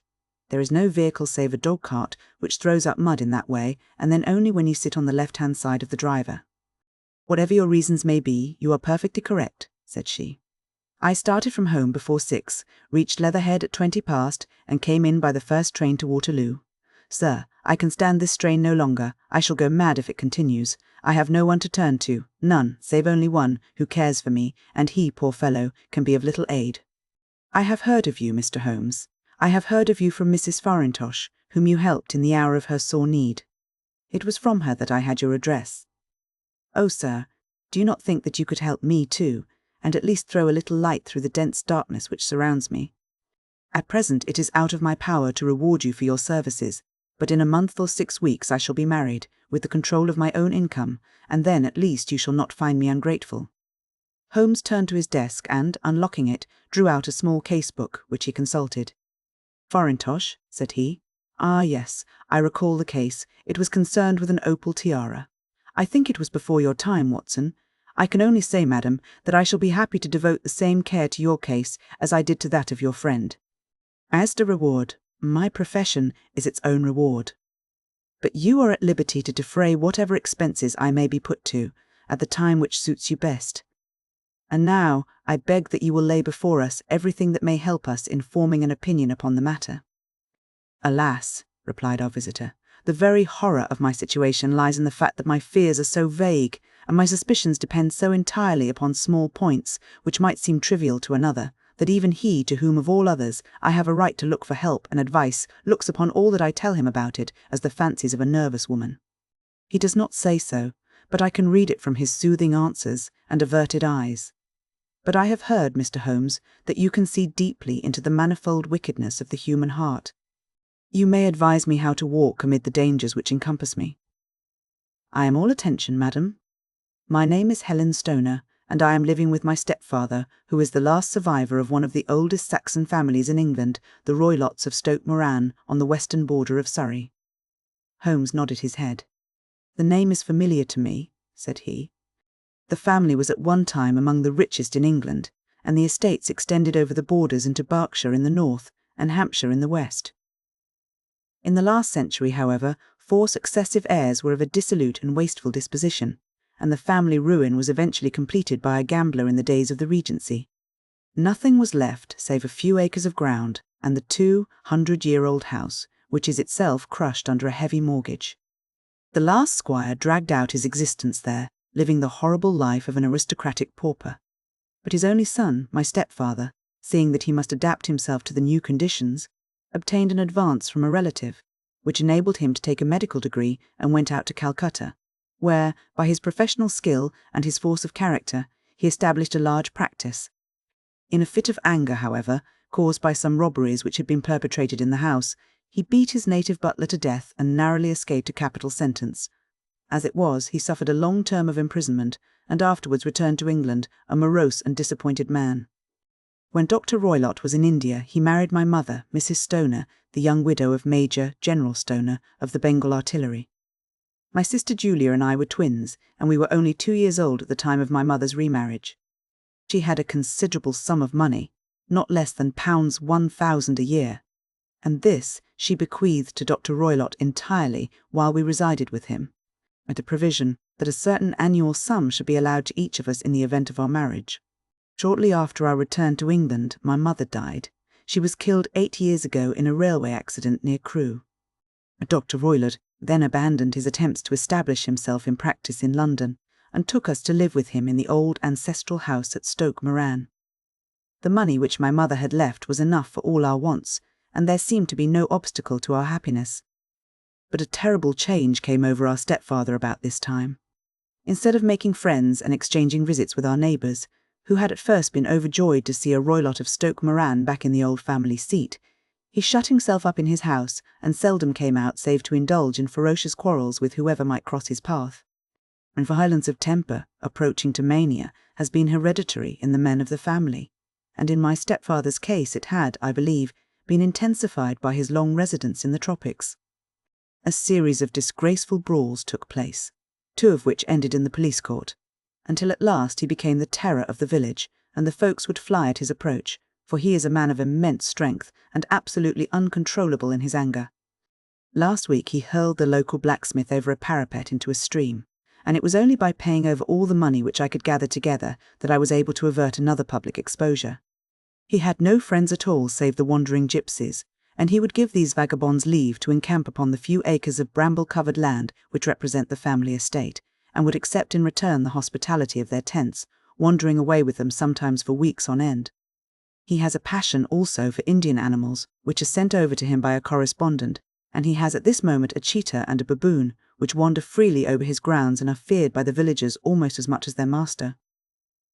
You can imagine from what I say that my poor sister Julia and I had no great pleasure in our lives. No servant would stay with us, and for a long time we did all the work of the house. She was but 30 at the time of her death, and yet her hair had already begun to whiten, even as mine has. Your sister is dead, then? She died just 2 years ago, and it is of her death that I wish to speak to you. You can understand that, living the life which I have described, we were little likely to see anyone of our own age and position.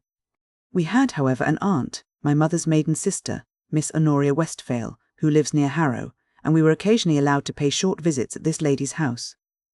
Julia went there at Christmas 2 years ago, and met there a half-pay major of Marines, to whom she became engaged. My stepfather learned of the engagement when my sister returned, and offered no objection to the marriage, but within a fortnight of the day which had been fixed for the wedding, the terrible event occurred which has deprived me of my only companion. Sherlock Holmes had been leaning back in his chair with his eyes closed and his head sunk in a cushion, but he half opened his lids now and glanced across at his visitor. "Pray be precise as to details," said he. "It is easy for me to be so, for every event of that dreadful time is seared into my memory. The manor house is, as I have already said, very old, and only one wing is now inhabited. The bedrooms in this wing are on the ground floor, the sitting rooms being in the central block of the buildings. Of these bedrooms, the first is Dr. Roylott's, the second my sister's, and the third my own. There is no communication between them, but they all open out into the same corridor. Do I make myself plain?" "Perfectly so. The windows of the 3 rooms open out upon the lawn. That fatal night Dr. Roylott had gone to his room early, though we knew that he had not retired to rest, for my sister was troubled by the smell of the strong Indian cigars which it was his custom to smoke. She left her room, therefore, and came into mine, where she sat for some time, chatting about her approaching wedding. At 11 o'clock she rose to leave me, but she paused at the door and looked back. "Tell me, Helen," said she, "have you ever heard anyone whistle in the dead of the night?" "Never," said I. "I suppose that you could not possibly whistle, yourself, in your sleep." "Certainly not. But why?" "Because during the last few nights I have always, about 3 in the morning, heard a low, clear whistle. I am a light sleeper, and it has awakened me. I cannot tell where it came from. Perhaps from the next room, perhaps from the lawn. I thought that I would just ask you whether you had heard it." "No, I have not. It must be those wretched gypsies in the plantation." "Very likely. And yet, if it were on the lawn, I wonder that you did not hear it also." "Ah, but I sleep more heavily than you." "Well, it is of no great consequence at any rate." She smiled back at me, closed my door, and a few moments later I heard her key turn in the lock. "Indeed," said Holmes. "Was it your custom always to lock yourselves in at night?" "Always." "And why?" "I think that I mentioned to you that the doctor kept a cheetah and a baboon. We had no feeling of security unless our doors were locked." "Quite so. Pray, proceed with your statement." "I could not sleep that night. A vague feeling of impending misfortune impressed me. My sister and I, you will recollect, were twins, and you know how subtle are the links which bind 2 souls which are so closely allied. It was a wild night. The wind was howling outside, and the rain was beating and splashing against the windows. Suddenly, amid all the hubbub of the gale, there burst forth the wild scream of a terrified woman. I knew that it was my sister's voice. I sprang from my bed, wrapped a shawl round me, and rushed into the corridor. As I opened my door, I seemed to hear a low whistle, such as my sister described, and a few moments later, a clanging sound, as if a mass of metal had fallen. As I ran down the passage, my sister's door was unlocked and revolved slowly upon its hinges. I stared at it, horror-stricken, not knowing what was about to issue from it. By the light of the corridor lamp, I saw my sister appear at the opening, her face blanched with terror, her hands groping for help, her whole figure swaying to and fro like that of a drunkard. I ran to her and threw my arms round her, but at that moment her knees seemed to give way, and she fell to the ground. She writhed as one who is in terrible pain, and her limbs were dreadfully convulsed. At first I thought that she had not recognized me, but as I bent over her she suddenly shrieked out in a voice which I shall never forget, "Oh, my God! Helen, it was the band, the speckled band!"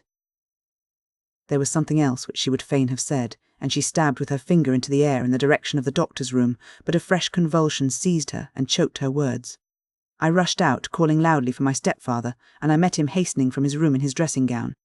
When he reached my sister's side, she was unconscious, and though he poured brandy down her throat and sent for medical aid from the village, all efforts were in vain, for she slowly sank and died without having recovered her consciousness. Such was the dreadful end of my beloved sister. "One moment," said Holmes. "Are you sure about this whistle and metallic sound? Could you swear to it?" That was what the county coroner asked me at the inquiry. It is my strong impression that I heard it, and yet, among the crash of the gale and the creaking of an old house, I may possibly have been deceived. Was your sister dressed? No, she was in her nightdress. In her right hand was found the charred stump of a match, and in her left a matchbox, showing that she had struck a light and looked about her when the alarm took place. That is important. And what conclusions did the coroner come to? He investigated the case with great care, for Dr. Roylott's conduct had long been notorious in the county, but he was unable to find any satisfactory cause of death. My evidence showed that the door had been fastened upon the inner side, and the windows were blocked by old-fashioned shutters with broad iron bars, which were secured every night.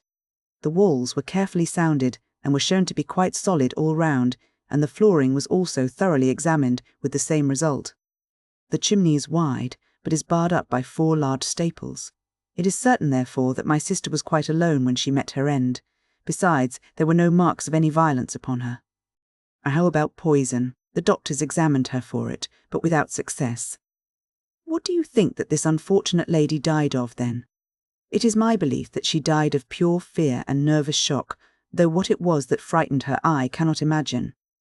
Were there gypsies in the plantation at the time? Yes, there are nearly always some there. Ah.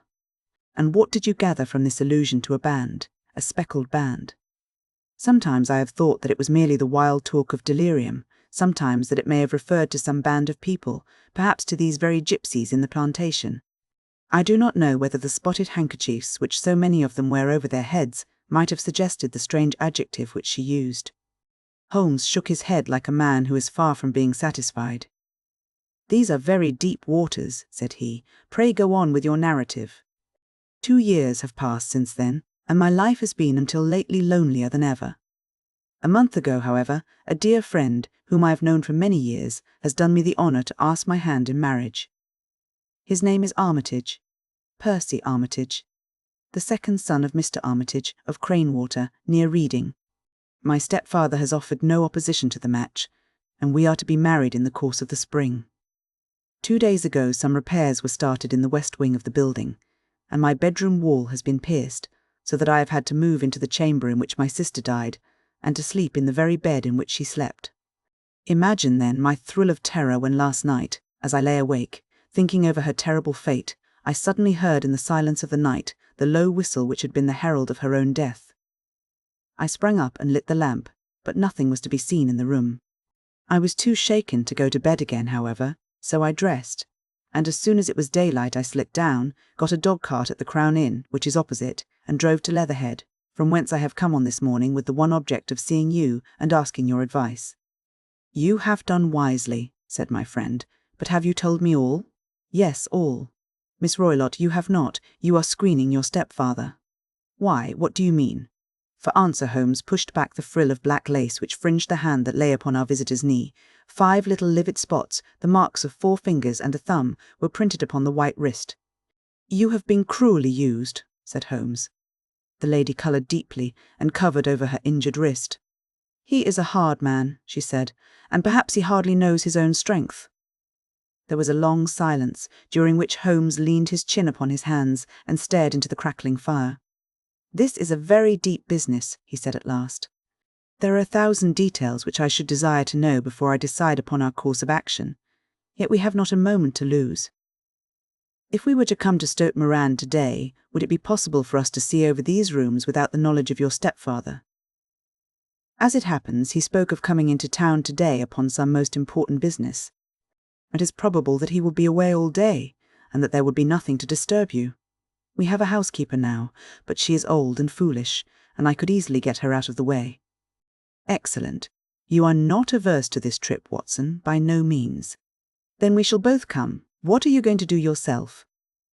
I have 1 or 2 things which I would wish to do now that I am in town, but I shall return by the 12 o'clock train so as to be there in time for your coming. And you may expect us early in the afternoon. I have myself some small business matters to attend to. Will you not wait and breakfast? No, I must go. My heart is lightened already since I have confided my trouble to you. I shall look forward to seeing you again this afternoon. She dropped her thick black veil over her face and glided from the room. "And what do you think of it all, Watson?" asked Sherlock Holmes, leaning back in his chair. "It seems to me to be a most dark and sinister business." "Dark enough and sinister enough. Yet if the lady is correct in saying that the flooring and walls are sound, and that the door, window, and chimney are impassable, then her sister must have been undoubtedly alone when she met her mysterious end. What becomes then of these nocturnal whistles? And what of the very peculiar words of the dying woman? I cannot think. When you combine the ideas of whistles at night, the presence of a band of gypsies who are on intimate terms with this old doctor, the fact that we have every reason to believe that the doctor has an interest in preventing his stepdaughter's marriage, the dying allusion to a band, and, finally, the fact that Miss Helen Stoner heard a metallic clang, which might have been caused by one of those metal bars that secured the shutters falling back into its place, I think that there is good ground to think that the mystery may be cleared along those lines. But what, then, did the gypsies do? I cannot imagine. I see many objections to any such theory, and so do I. It is precisely for that reason that we are going to Stoke Moran this day. I want to see whether the objections are fatal or if they may be explained away. But what in the name of the devil? The ejaculation had been drawn from my companion by the fact that our door had been suddenly dashed open, and that a huge man had framed himself in the aperture. His costume was a peculiar mixture of the professional and of the agricultural, having a black top hat, a long frock coat, and a pair of high gaiters, with a hunting crop swinging in his hand. So tall was he that his hat actually brushed the crossbar of the doorway, and his breadth seemed to span it across from side to side. A large face, seared with 1,000 wrinkles, burned yellow with the sun, and marked with every evil passion, was turned from one to the other of us, while his deep-set, bile-shot eyes and his high, thin, fleshless nose gave him somewhat the resemblance to a fierce old bird of prey. "Which of you is Holmes?" asked this apparition. "My name, sir, but you have the advantage of me," said my companion quietly. "I am Dr. Grimesby Roylott, of Stoke Moran." "Indeed, doctor," said Holmes blandly. "Pray, take a seat." "I will do nothing of the kind. My stepdaughter has been here. I have traced her. What has she been saying to you?" "It is a little cold for the time of the year," said Holmes. "What has she been saying to you?" screamed the old man furiously. "But I have heard that the crocuses promise well," continued my companion imperturbably. "Ha! You put me off, do you?" said our new visitor, taking a step forward and shaking his hunting crop. "I know you, you scoundrel. I have heard of you before. You are Holmes, the meddler." My friend smiled. "Holmes, the busybody." His smile broadened. "Holmes, the Scotland Yard Jack in office." Holmes chuckled heartily. "Your conversation is most entertaining," said he. "When you go out, close the door, for there is a decided draught. I will go when I have had my say. Don't you dare to meddle with my affairs. I know that Miss Stoner has been here. I traced her. I am a dangerous man to fall foul of. See here." He stepped swiftly forward, seized the poker, and bent it into a curve with his huge brown hands. "See that you keep yourself out of my grip," he snarled, and hurling the twisted poker into the fireplace, he strode out of the room. He seems a very amiable person, said Holmes, laughing. I am not quite so bulky, but if he had remained I might have shown him that my grip was not much more feeble than his own. As he spoke, he picked up the steel poker and, with a sudden effort, straightened it out again. Fancy his having the insolence to confound me with the official detective force. This incident gives zest to our investigation, however, and I only trust that our little friend will not suffer from her imprudence in allowing this brute to trace her. And now, Watson, we shall order breakfast, and afterwards I shall walk down to Doctor's Commons, where I hope to get some data which may help us in this matter. It was nearly 1 o'clock when Sherlock Holmes returned from his excursion. He held in his hand a sheet of blue paper, scrawled over with notes and figures. I have seen the will of the deceased wife, said he. To determine its exact meaning, I have been obliged to work out the present prices of the investments with which it is concerned. The total income, which at the time of the wife's death was little short of £1,100, is now, through the fall in agricultural prices, not more than £750. Each daughter can claim an income of £250 in case of marriage. It is evident, therefore, that if both girls had married, this beauty would have had a mere pittance, while even one of them would cripple him to a very serious extent. My morning's work has not been wasted, since it has proved that he has the very strongest motives for standing in the way of anything of the sort. And now, Watson, this is too serious for dawdling, especially as the old man is aware that we are interesting ourselves in his affairs, so if you are ready, we shall call a cab and drive to Waterloo. I should be very much obliged if you would slip your revolver into your pocket. And Ely's No. 2 is an excellent argument with gentlemen who can twist steel pokers into knots. That and a toothbrush are, I think, all that we need. At Waterloo, we were fortunate in catching a train for Leatherhead, where we hired a trap at the station inn and drove for 4 or 5 miles through the lovely Surrey lanes. It was a perfect day, with a bright sun and a few fleecy clouds in the heavens. The trees and wayside hedges were just throwing out their first green shoots, and the air was full of the pleasant smell of the moist earth. To me, at least, there was a strange contrast between the sweet promise of the spring and this sinister quest upon which we were engaged. My companion sat in the front of the trap, his arms folded, his hat pulled down over his eyes, and his chin sunk upon his breast, buried in the deepest thought. Suddenly, however, he started, tapped me on the shoulder, and pointed over the meadows. "Look there," said he. A heavily timbered park stretched up in a gentle slope, thickening into a grove at the highest point. From amid the branches there jutted out the grey gables and high roof tree of a very old mansion. "Stoke Moran?" said he. "Yes, sir, that be the house of Dr. Grimesby Roylott," remarked the driver. "There is some building going on there," said Holmes. "That is where we are going." "There's the village," said the driver, pointing to a cluster of roofs some distance to the left. "But if you want to get to the house, you'll find it shorter to get over this stile, and so by the footpath over the fields. There it is, where the lady is walking." "And the lady, I fancy, is Miss Stoner," observed Holmes, shading his eyes. "Yes, I think we had better do as you suggest." We got off, paid our fare, and the trap rattled back on its way to Leatherhead. "I thought it as well," said Holmes as we climbed the stile. "That this fellow should think we had come here as architects, or on some definite business. It may stop his gossip. Good afternoon, Miss Stoner.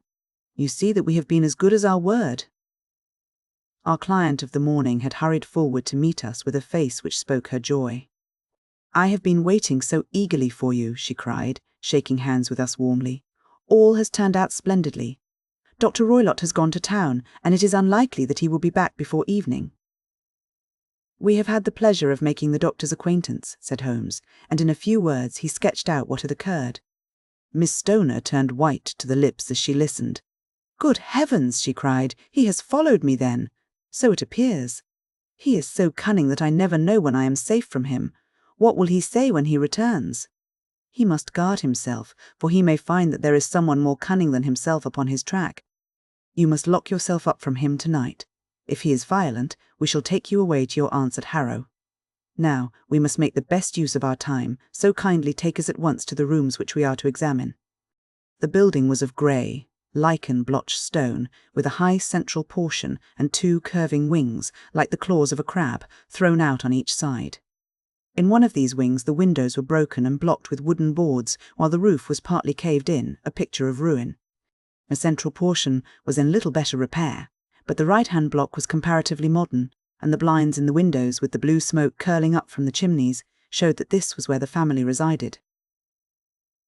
Some scaffolding had been erected against the end wall, and the stonework had been broken into, but there were no signs of any workmen at the moment of our visit. Holmes walked slowly up and down the ill-trimmed lawn and examined with deep attention the outsides of the windows. "This, I take it, belongs to the room in which you used to sleep, the centre one to your sisters, and the one next to the main building to Dr. Roylott's chamber." "Exactly so. But I am now sleeping in the middle one." "Pending the alterations, as I understand. By the way, there does not seem to be any very pressing need for repairs at that end wall." "There were none. I believe that it was an excuse to move me from my room." "Ah, that is suggestive. Now, on the other side of this narrow wing runs the corridor from which these 3 rooms open. There are windows in it, of course?" "Yes, but very small ones. Too narrow for anyone to pass through. As you both locked your doors at night, your rooms were unapproachable from that side. Now, would you have the kindness to go into your room and bar your shutters?" Miss Stoner did so, and Holmes, after a careful examination through the open window, endeavoured in every way to force the shutter open, but without success. There was no slit through which a knife could be passed to raise the bar. Then, with his lens, he tested the hinges, but they were of solid iron, built firmly into the massive masonry. "Hum," said he, scratching his chin in some perplexity. "My theory certainly presents some difficulties. No one could pass these shutters if they were bolted. Well, we shall see if the inside throws any light upon the matter." A small side door led into the whitewashed corridor from which the 3 bedrooms opened. Holmes refused to examine the 3rd chamber, so he passed at once to the 2nd, that in which Miss Stoner was now sleeping, and in which her sister had met with her fate. It was a homely little room, with a low ceiling and a gaping fireplace, after the fashion of old country houses. A brown chest of drawers stood in one corner, a narrow white counterpaned bed in another, and a dressing table on the left-hand side of the window. These articles, with 2 small wicker-work chairs, made up all the furniture in the room save for a square of Wilton carpet in the centre. The boards round and the panelling of the walls were of brown, worm-eaten oak, so old and discoloured that it may have dated from the original building of the house. Holmes drew one of the chairs into a corner and sat silent, while his eyes travelled round and up and down, taking in every detail of the apartment. "Where does that bell communicate with?" he asked at last, pointing to a thick bell rope which hung down beside the bed, the tassel actually lying upon the pillow. "It goes to the housekeeper's room." "It looks newer than the other things." "Yes, it was only put there a couple of years ago." "Your sister asked for it, I suppose?" "No, I never heard of her using it. We used always to get what we wanted for ourselves. Indeed, it seemed unnecessary to put so nice a bell pull there. You will excuse me for a few minutes while I satisfy myself as to this floor." He threw himself down upon his face with his lens in his hand and crawled swiftly backward and forward, examining minutely the cracks between the boards.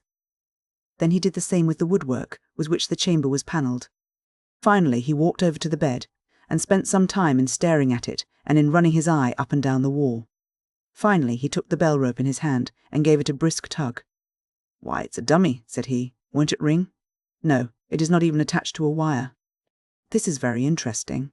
You can see now that it is fastened to a hook just above where the little opening for the ventilator is." "How very absurd. I never noticed that before." "Very strange," muttered Holmes, pulling at the rope. "There are 1 or 2 very singular points about this room. For example, what a fool a builder must be to open a ventilator into another room, when, with the same trouble, he might have communicated with the outside air." "That is also quite modern," said the lady. "Done about the same time as the bell rope?" remarked Holmes. "Yes, there were several little changes carried out about that time. They seem to have been of a most interesting character, dummy bell ropes and ventilators which do not ventilate.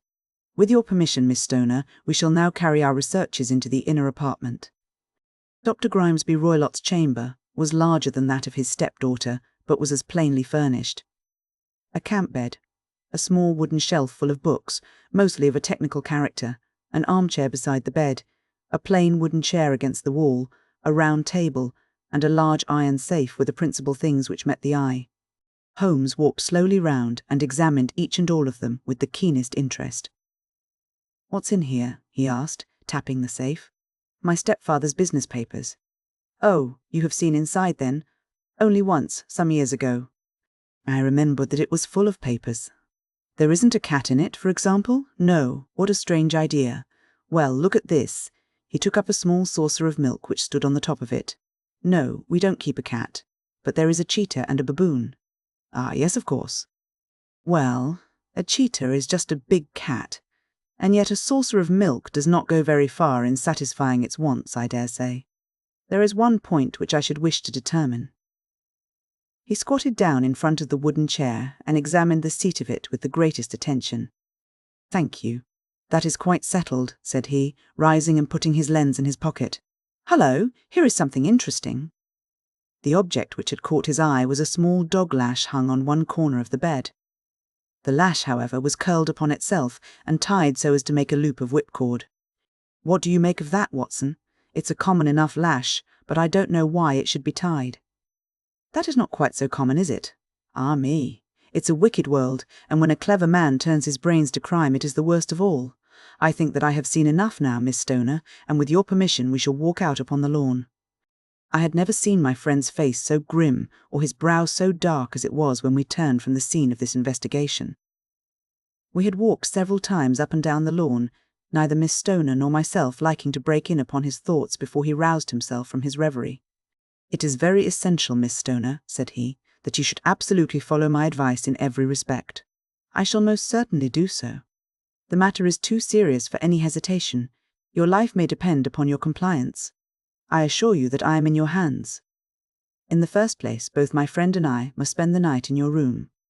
Both Miss Stoner and I gazed at him in astonishment. Yes, it must be so. Let me explain. I believe that that is the village inn over there. Yes, that is the Crown. Very good. Your windows would be visible from there, certainly. You must confine yourself to your room on pretence of a headache when your stepfather comes back. Then when you hear him retire for the night, you must open the shutters of your window, undo the hasp, put your lamp there as a signal to us, and then withdraw quietly with everything which you are likely to want into the room which you used to occupy. I have no doubt that, in spite of the repairs, you could manage there for one night. Oh yes, easily. The rest you will leave in our hands. But what will you do? We shall spend the night in your room, and we shall investigate the cause of this noise which has disturbed you. I believe, Mr. Holmes, that you have already made up your mind, said Miss Stoner, laying her hand upon my companion's sleeve. Perhaps I have. Then for pity's sake, tell me what was the cause of my sister's death. I should prefer to have clearer proofs before I speak. You can at least tell me whether my own thought is correct, and if she died from some sudden fright. No, I do not think so. I think that there was probably some more tangible cause. And now, Miss Stoner, we must leave you, for if Dr. Roylott returned and saw us our journey would be in vain. And goodbye, and be brave, for if you will do what I have told you, you may rest assured that we shall soon drive away the dangers that threaten you. Sherlock Holmes and I had no difficulty in engaging a bedroom and sitting room at the Crown Inn. They were on the upper floor, and from our window we could command a view of the avenue gate and of the inhabited wing of Stoke Moran Manor House. At dusk we saw Dr. Grimesby Roylott drive past, his huge form looming up beside the little figure of the lad who drove him. The boy had some slight difficulty in undoing the heavy iron gates, and we heard the hoarse roar of the doctor's voice and saw the fury with which he shook his clenched fists at him. The trap drove on, and a few minutes later we saw a sudden light spring up among the trees as the lamp was lit in one of the sitting rooms. "Do you know, Watson," said Holmes as we sat together in the gathering darkness, "I have really some scruples as to taking you tonight. There is a distinct element of danger. Can I be of assistance? Your presence might be invaluable. Then I shall certainly come. It is very kind of you. You speak of danger. You have evidently seen more in these rooms than was visible to me." "No, but I fancy that I may have deduced a little more." "I imagine that you saw all that I did." "I saw nothing remarkable save the bell rope, and what purpose that could answer, I confess, is more than I can imagine." "You saw the ventilator too?" "Yes, but I do not think that it is such a very unusual thing to have a small opening between two rooms. It was so small that a rat could hardly pass through. I knew that we should find a ventilator before ever we came to Stoke Moran." "My dear Holmes." "Oh yes, I did. You remember in her statement she said that her sister could smell Dr. Roylott's cigar. Now, of course, that suggested at once that there must be a communication between the two rooms. It could only be a small one, or it would have been remarked upon at the coroner's inquiry. I deduced a ventilator. But what harm can there be in that? Well, there is at least a curious coincidence of dates. A ventilator is made, a cord is hung, and a lady who sleeps in the bed dies. Does not that strike you? I cannot as yet see any connection. Did you observe anything very peculiar about that bed? No. It was clamped to the floor. Did you ever see a bed fastened like that before? I cannot say that I have. The lady could not move her bed. It must always be in the same relative position to the ventilator and to the rope, or so we may call it, since it was clearly never meant for a bell pull. Holmes, I cried, I seem to see dimly what you are hinting at. We are only just in time to prevent some subtle and horrible crime. Subtle enough and horrible enough. When a doctor does go wrong, he is the first of criminals. He has nerve, and he has knowledge. Palmer and Pritchard were among the heads of their profession. This man strikes even deeper, but I think, Watson, that we shall be able to strike deeper still. But we shall have horrors enough before the night is over. For goodness sake, let us have a quiet pipe and turn our minds for a few hours to something more cheerful. About 9 o'clock the light among the trees was extinguished, and all was dark in the direction of the manor house. 2 hours passed slowly away, and then, suddenly, just at the stroke of 11, a single bright light shone out right in front of us. "That is our signal," said Holmes, springing to his feet. "It comes from the middle window." As we passed out, he exchanged a few words with the landlord, explaining that we were going on a late visit to an acquaintance, and that it was possible that we might spend the night there. A moment later, we were out on the dark road, a chill wind blowing in our faces, and one yellow light twinkling in front of us through the gloom to guide us on our sombre errand. There was little difficulty in entering the grounds, for unrepaired breaches gaped in the old park wall.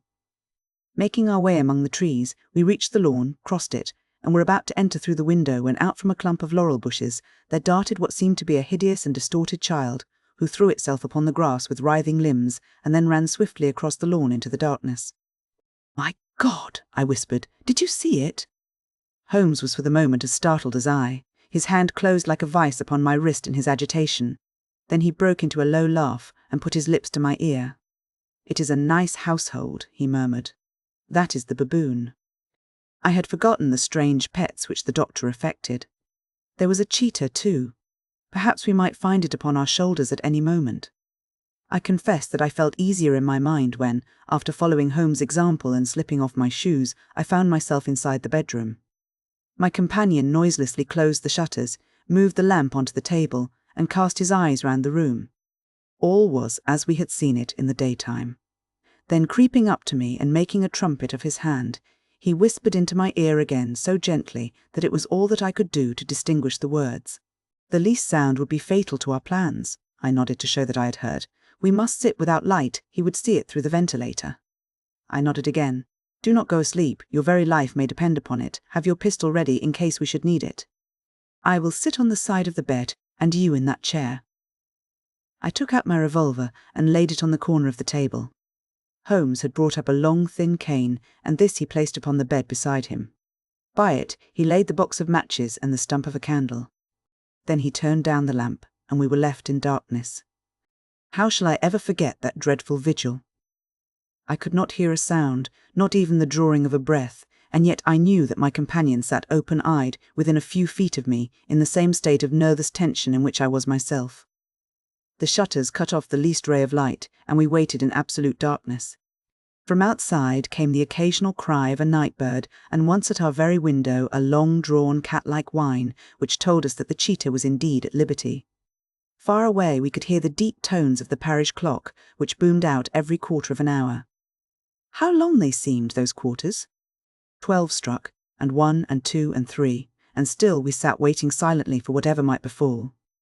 Suddenly there was the momentary gleam of a light up in the direction of the ventilator, which vanished immediately, but was succeeded by a strong smell of burning oil and heated metal. Someone in the next room had lit a dark lantern. I heard a gentle sound of movement, and then all was silent once more, though the smell grew stronger. For half an hour I sat with straining ears. Then suddenly another sound became audible, a very gentle, soothing sound, like that of a small jet of steam escaping continually from a kettle. The instant that we heard it, Holmes sprang from the bed, struck a match, and lashed furiously with his cane at the bell-pull. "You see it, Watson?" he yelled. "You see it?" But I saw nothing. At the moment when Holmes struck the light, I heard a low, clear whistle, but the sudden glare flashing into my weary eyes made it impossible for me to tell what it was at which my friend lashed so savagely. I could, however, see that his face was deadly pale and filled with horror and loathing. He had ceased to strike and was gazing up at the ventilator, when suddenly there broke from the silence of the night the most horrible cry to which I have ever listened. It swelled up louder and louder, a hoarse yell of pain and fear and anger, all mingled in the one dreadful shriek. They say that away, down in the village, and even in the distant parsonage, that cry raised the sleepers from their beds. It struck cold to our hearts, and I stood gazing at Holmes, and he at me, until the last echoes of it had died away into the silence from which it rose. "What can it mean?" I gasped. "It means that it is all over," Holmes answered, "and perhaps, after all, it is for the best. Take your pistol, and we will enter Dr. Roylott's room." With a grave face he lit the lamp and led the way down the corridor. Twice he struck at the chamber door without any reply from within. Then he turned the handle and entered, I at his heels, with the cocked pistol in my hand. It was a singular sight which met our eyes. On the table stood a dark lantern with the shutter half open, throwing a brilliant beam of light upon the iron safe, the door of which was ajar. Beside this table, on the wooden chair, sat Dr. Grimesby Roylott, clad in a long grey dressing gown, his bare ankles protruding beneath, and his feet thrust into red heelless Turkish slippers. Across his lap lay the short stock with the long lash which we had noticed during the day. His chin was cocked upward, and his eyes were fixed in a dreadful, rigid stare at the corner of the ceiling. Round his brow he had a peculiar yellow band, with brownish speckles, which seemed to be bound tightly round his head. As we entered, he made neither sound nor motion. "The band! The speckled band!" whispered Holmes. I took a step forward. In an instant his strange headgear began to move, and there reared itself from among his hair the squat diamond-shaped head and puffed neck of a loathsome serpent. "It is a swamp adder," cried Holmes, "the deadliest snake in India. He has died within 10 seconds of being bitten. Violence does, in truth, recoil upon the violent, and the schemer falls into the pit which he digs for another. Let us thrust this creature back into its den, and we can then remove Miss Stoner to some place of shelter and let the county police know what has happened." As he spoke, he drew the dog whip swiftly from the dead man's lap, and throwing the noose round the reptile's neck, he drew it from its horrid perch and, carrying it at arm's length, threw it into the iron safe, which he closed upon it. Such are the true facts of the death of Dr. Grimesby Roylott, of Stoke Moran. It is not necessary that I should prolong a narrative which has already run to too great a length by telling how we broke the sad news to the terrified girl, how we conveyed her by the morning train to the care of her good aunt at Harrow, of how the slow process of official inquiry came to the conclusion that the doctor met his fate while indiscreetly playing with a dangerous pet. The little which I had yet to learn of the case was told me by Sherlock Holmes as we travelled back next day. "I had," said he, "come to an entirely erroneous conclusion which shows, my dear Watson, how dangerous it always is to reason from insufficient data. The presence of the gipsies, and the use of the word band, which was used by the poor girl, no doubt, to explain the appearance which she had caught a hurried glimpse of by the light of her match, was sufficient to put me upon an entirely wrong scent. I can only claim the merit that I instantly reconsidered my position when, however, it became clear to me that whatever danger threatened an occupant of the room could not come either from the window or the door. My attention was speedily drawn, as I have already remarked to you, to this ventilator, and to the bell rope which hung down to the bed. The discovery that this was a dummy, and that the bed was clamped to the floor, instantly gave rise to the suspicion that the rope was there as a bridge for something passing through the hole and coming to the bed. The idea of a snake instantly occurred to me, and when I coupled it with my knowledge that the doctor was furnished with a supply of creatures from India, I felt that I was probably on the right track. The idea of using a form of poison, which could not possibly be discovered by any chemical test, was just such a one as would occur to a clever and ruthless man who had had an Eastern training. The rapidity with which such a poison would take effect would also, from his point of view, be an advantage. It would be a sharp-eyed coroner, indeed, who could distinguish the 2 little dark punctures which would show where the poison fangs had done their work.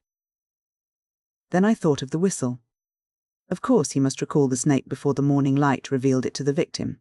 He had trained it, probably by the use of the milk which we saw, to return to him when summoned. He would put it through this ventilator at the hour that he thought best, with the certainty that it would crawl down the rope and land on the bed. It might or might not bite the occupant. Perhaps she might escape every night for a week, but sooner or later she must fall a victim. I had come to these conclusions before ever I had entered his room. An inspection of his chair showed me that he had been in the habit of standing on it, which of course would be necessary in order that he should reach the ventilator. The sight of the safe, the saucer of milk, and the loop of whipcord were enough to finally dispel any doubts which may have remained. The metallic clang heard by Miss Stoner was obviously caused by her stepfather hastily closing the door of his safe upon its terrible occupant. Having once made up my mind, you know the steps which I took in order to put the matter to the proof. I heard the creature hiss, as I have no doubt that you did also, and I instantly lit the light and attacked it, with the result of driving it through the ventilator, and also with the result of causing it to turn upon its master at the other side. Some of the blows of my cane came home and roused its snakish temper so that it flew upon the first person it saw. In this way I am no doubt indirectly responsible for Dr. Grimesby Roylott's death, and I cannot say that it is likely to weigh very heavily upon my conscience.